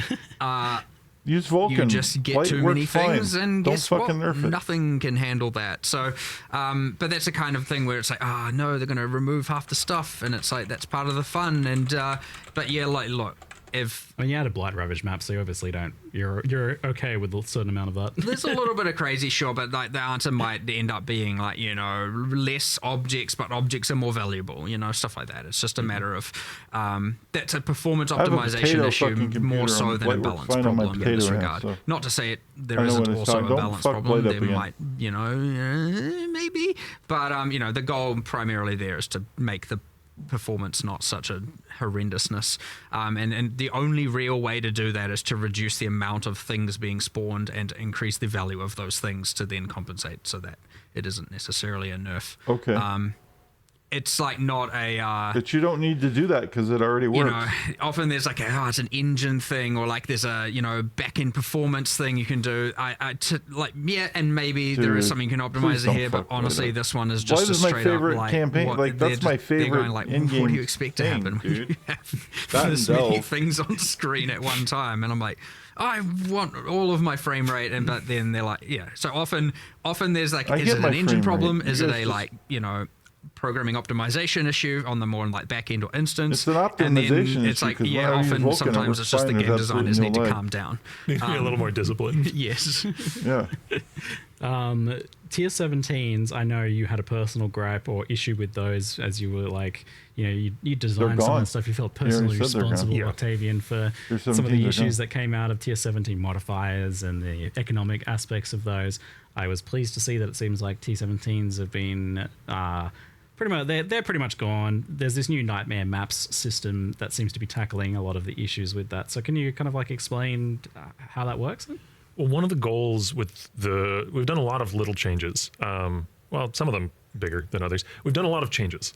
And one of the main driving goals was to make it so that T17s don't feel like simultaneously this access to Uber bosses and also just the absolute best pinnacle thing. You have to be doing this if you want to be competitive in the economy, right? Yes. Because there's 4 or 5 layouts for T17 maps, and it was so restrictive. If your end game choices are there's 5 different maps you can do, but really 2 of them are better than the others, or maybe even one of them is, and so it just feels like other maps. Exactly.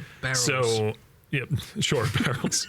And so one of the things right off the bat is I believe they now share the same mod pool as originator maps.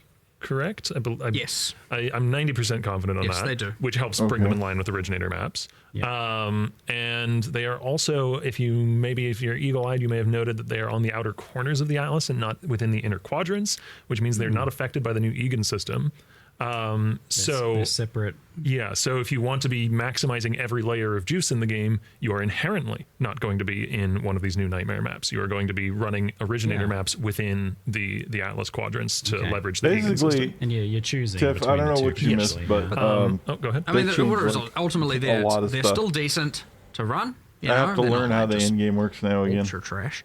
However, they're more towards I the get boss. it, but like killing the boss, getting the boss keys. That was the idea, right? To make it the easy thing is you take Waystone, you drop it in the map. They're more deterministic in that regard as well. Each of the individual nightmare maps is associated with particular uber boss instead of the maps being their own. That's kind of to help give them more identity in that direction of it's the access point to an uber boss. They're portals into. It should be.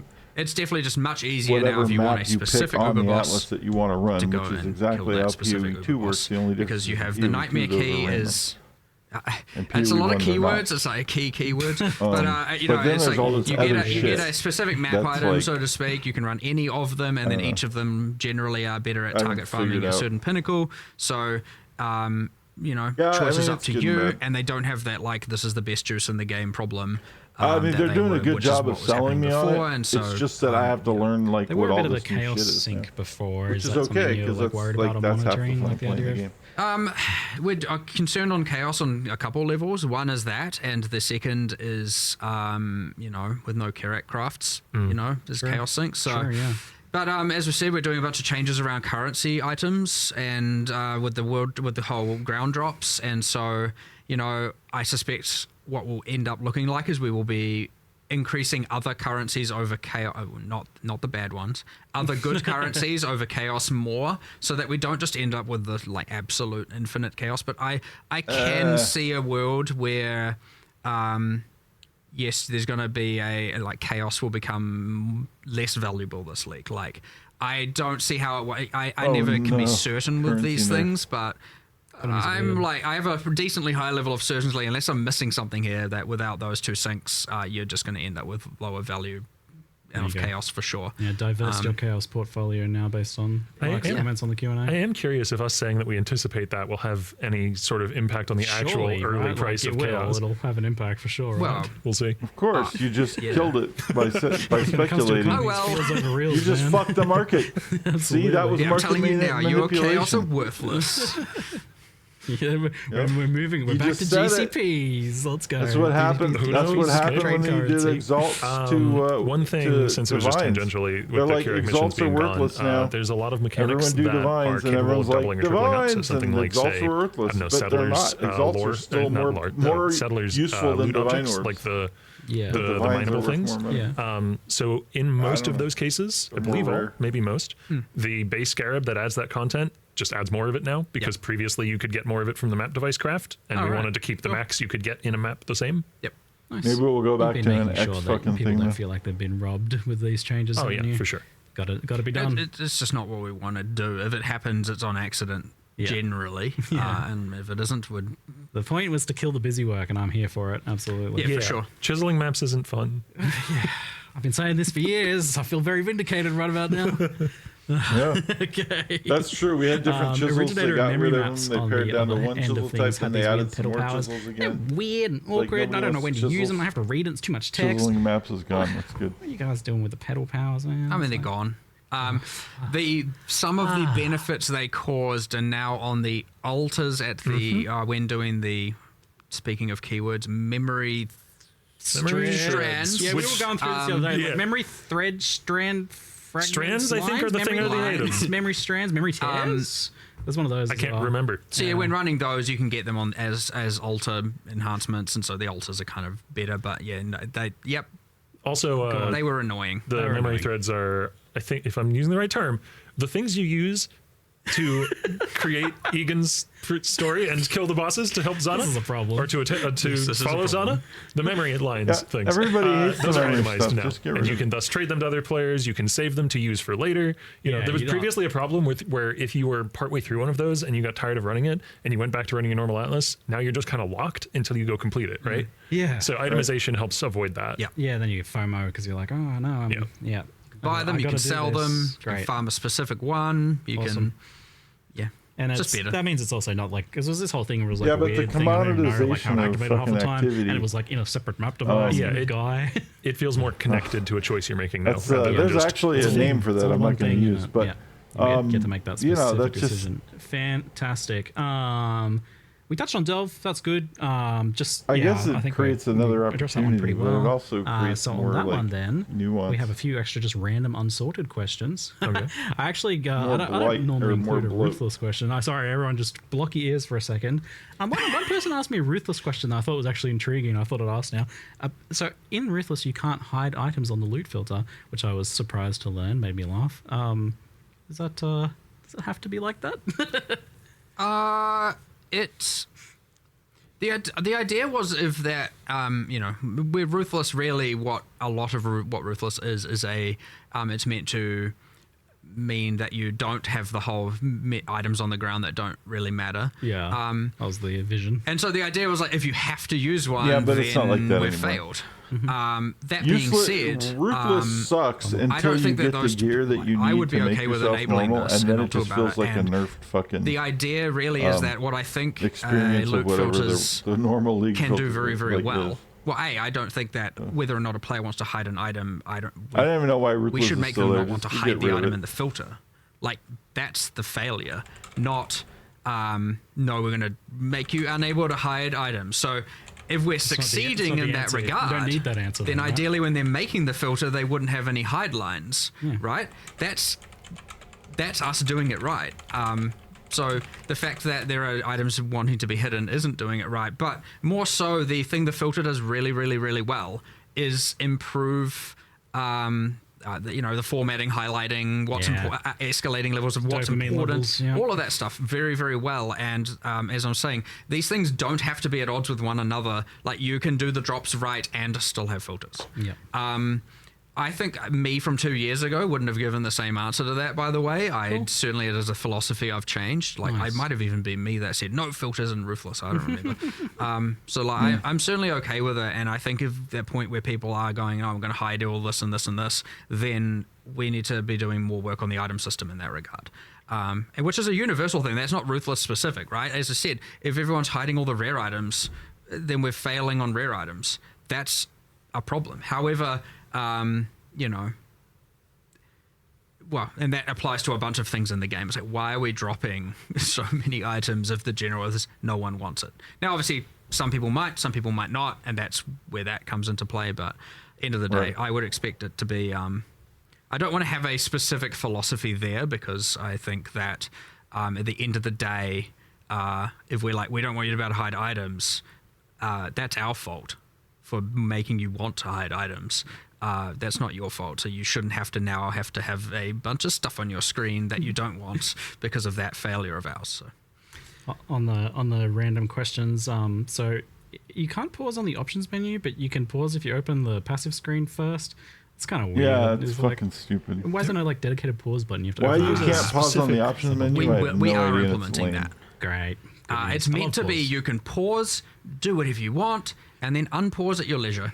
Not to say that the passive tree won't still pause, because full screen interfaces will still pause, but there was a specific options thing. The problem is if I pause and I go into my audio or something it was honestly weird when you had a panel that's just left aligned, like pausing you in the options. I know some people want it, but then also on the other hand, like having your game paused and then you're changing kind of graphic settings also kind of gives you this thing where you're like, or when you're changing certain options, you then can't appreciate the changes.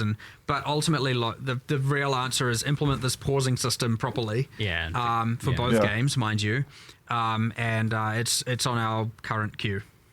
Okay, great. So which game gets it first, and then the other game will get it is kind of honestly the race condition at this point.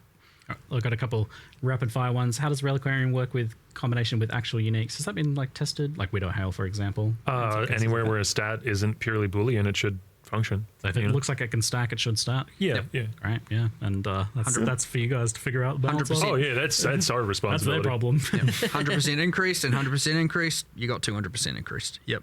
Yeah, great. With the change making fossils only come from Delve, can synthesis maps be the source of synth items again? I mean, can. We'd have to look into that. Sounds like it hasn't been considered yet. I'd have to look into that. I'm not against it. It's not. It's at this point with a week to go, it's unlikely to be something that makes it into 328. But that is a very good question. Yeah. Cool. It has been. It has been seed. The seed has been planted. Yeah, it's in there now. I have my personal quality of life question here. So, like, I'm just going to ask this in a very certain way here. Like, could we just have like a tiny little area where we can pick up just only the exact same specific currency types? Just, like shards, life force, splinters, just stuff where there's no decision making. I know, because you want to make decisions about what items you're picking up and what items you're not picking up. That's part of the gameplay. I understand that. So just items that have no decision making, where you're going to pick them all up anyway. It's just about reducing the number of clips. And I know you want a bit of a weight to them. Hold on. You want a little bit of a weight. You want a satisfying experience in picking those up, right? That's really meaningful. I understand. I feel that. I believe that. No, but group all things that fall. Something is period. diminished That's and what lost we want. when you have to click 8 times to pick up that life force, and you misclick and your character walks out of the way and stuff like that. What if when you pick it up, it goes, oh, so satisfying. It just gets slurped into your character with this cool animation or something like that. If you click up one item that has multiple items of the same on the ground, they should all get sucked up. I was going to say, I would Diablo sooner 3. merge them on the floor before doing that. That was my follow-up question. Do that. Since I know we can't have that, it's written on the page. Since I know we can't have that, is there any thoughts on better shard stacking? But look, honestly, that's I'll tell you what, I'll bring that up again today. But without being able to have a good yarn with Jonathan on that one, we're not. It wouldn't even matter. Scripted encounter. When you have things like, there are certain levels of philosophical things that are obviously from the ancient times, as I now call them. Since while we were talking about 27 expansions ago, and there's things that are probably 27 before that. Oh, you mean things like we will never have automated trading in game and make up on the spot for sure. Shit like that. Yeah. I'll bring. Okay. You come upstairs and bring it up. Okay. And then we'll see where it goes. And then you can be the hero. I'll do it. Or the villain. No, I'll be the villain. You be the hero. But we'll go up and discuss it afterwards. I'm just trying to get a bare little tiny, this little foot in the door here. Maybe just plant the seed. Maybe hey, take advantage of the things while you're here. I'll do it. Just point me where the direction I need to go. No, just come and discuss it with Jonathan and I legitimately, and we'll see where it goes. All right, that's what I'm going to say. There's a low chance on that changing, by the way. I'm still going to plant the seed because I didn't ever think sucks, asynchronous trade would happen. Like, I don't want to ruin everybody your hopes, hates but that. I'd say low. But yeah, I mean, with how much stuff is changing lately, like even just the base maps there's and 2 more everything. chaos orbs on the ground. There's another chaos. There's 16 more chaos orbs on the ground, and they're all separate. Like, why can't they all just combine into the same thing and you click it? Thank you both very much for this works in Diablo 3 and Q&A session. Oh, I'm glad it's over. Thank God. This was great. Hope you enjoyed yourself. I love these things. And sorry, I mean, it was fine. I just didn't expect it to run this long. Yes, you are doing it. You are doing it again. You're doing it again. Hopefully we'll get Andrew on here next time. Bigger couch. Be back next time for bigger Q&A, bigger couch, more hours, more of us really. You just keep doing that every time until half the company is here. Yeah. It really, yes. Big grats, Octavian. Thank you very much, folks. See you later. All good. Big shout Thanks out. Heaps. Appreciate it, everyone.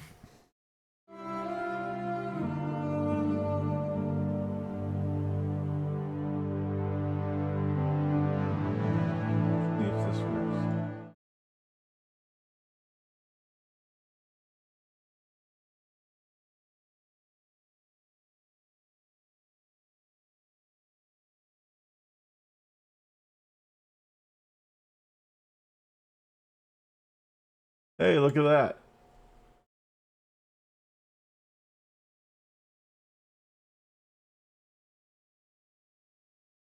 Let me kill that.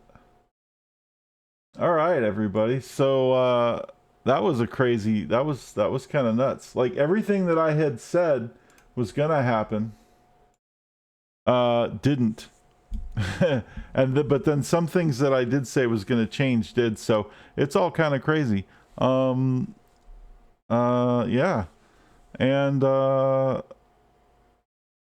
we ran really long. We were told there was not going to be, I was under the impression that there was not going to be an interview at the end of the game, the presentation. And they said, you know, over the next couple of days, there will be ones with Octavian and Andrew or whoever that guy is.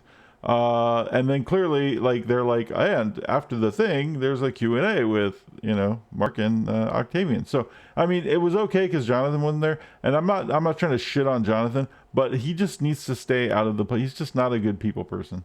He freaks everybody out. He brings a lot of nervous energy, and I know he's really passionate about the game, but he's bonkers, dude. And we just, like, he doesn't come off well, and he brings bad negative juju. So Jonathan, keep doing what you're doing and cook, but just stay away from, like, microphones and shit. That's all I'm asking. So that was actually better than it was less painful than it usually is, because usually it's a lot of painful, like, you know, when it's just Mark and John and Ziggy, it's too much, and it's like, bleh. That was actually informative. I actually learned some shit. Yeah, he really isn't a PR dude. Anyway, there's probably some patch notes that have already dropped in all this, but I'm not going to do any of that right now because I was not even expecting to run this long. I had planned to leave like 2 hours ago. So we're going to call it a day, and I'm probably going to stream. I'm going to try to stream tomorrow afternoon at some point, or maybe in the morning, or maybe early in the morning. I don't know. And maybe if the patch notes are there, maybe I'll do a stream where we go over the patch notes for the PoE stuff. And I'm probably going to play some Diablo 2 at some point, sometime between now and Sunday. And Sunday, as always, is going to be Blood Bowl 2. So thanks everybody for watching me. I guess we didn't play video games today. Thanks everybody for watching me talk about video games with other people, and good to see everybody. And I hope you all have a great rest of your day. Eat plenty of tacos. Get plenty of sleep. And I will see you next time. Peace out. Disneyland bound. That's awesome. Oops, that's the wrong one. There we go. And now, folks, it's time to say goodnight. We sincerely appreciate your patronage and hope we've succeeded in bringing you an enjoyable evening of entertainment. Please drive home carefully and come back again soon. Good night.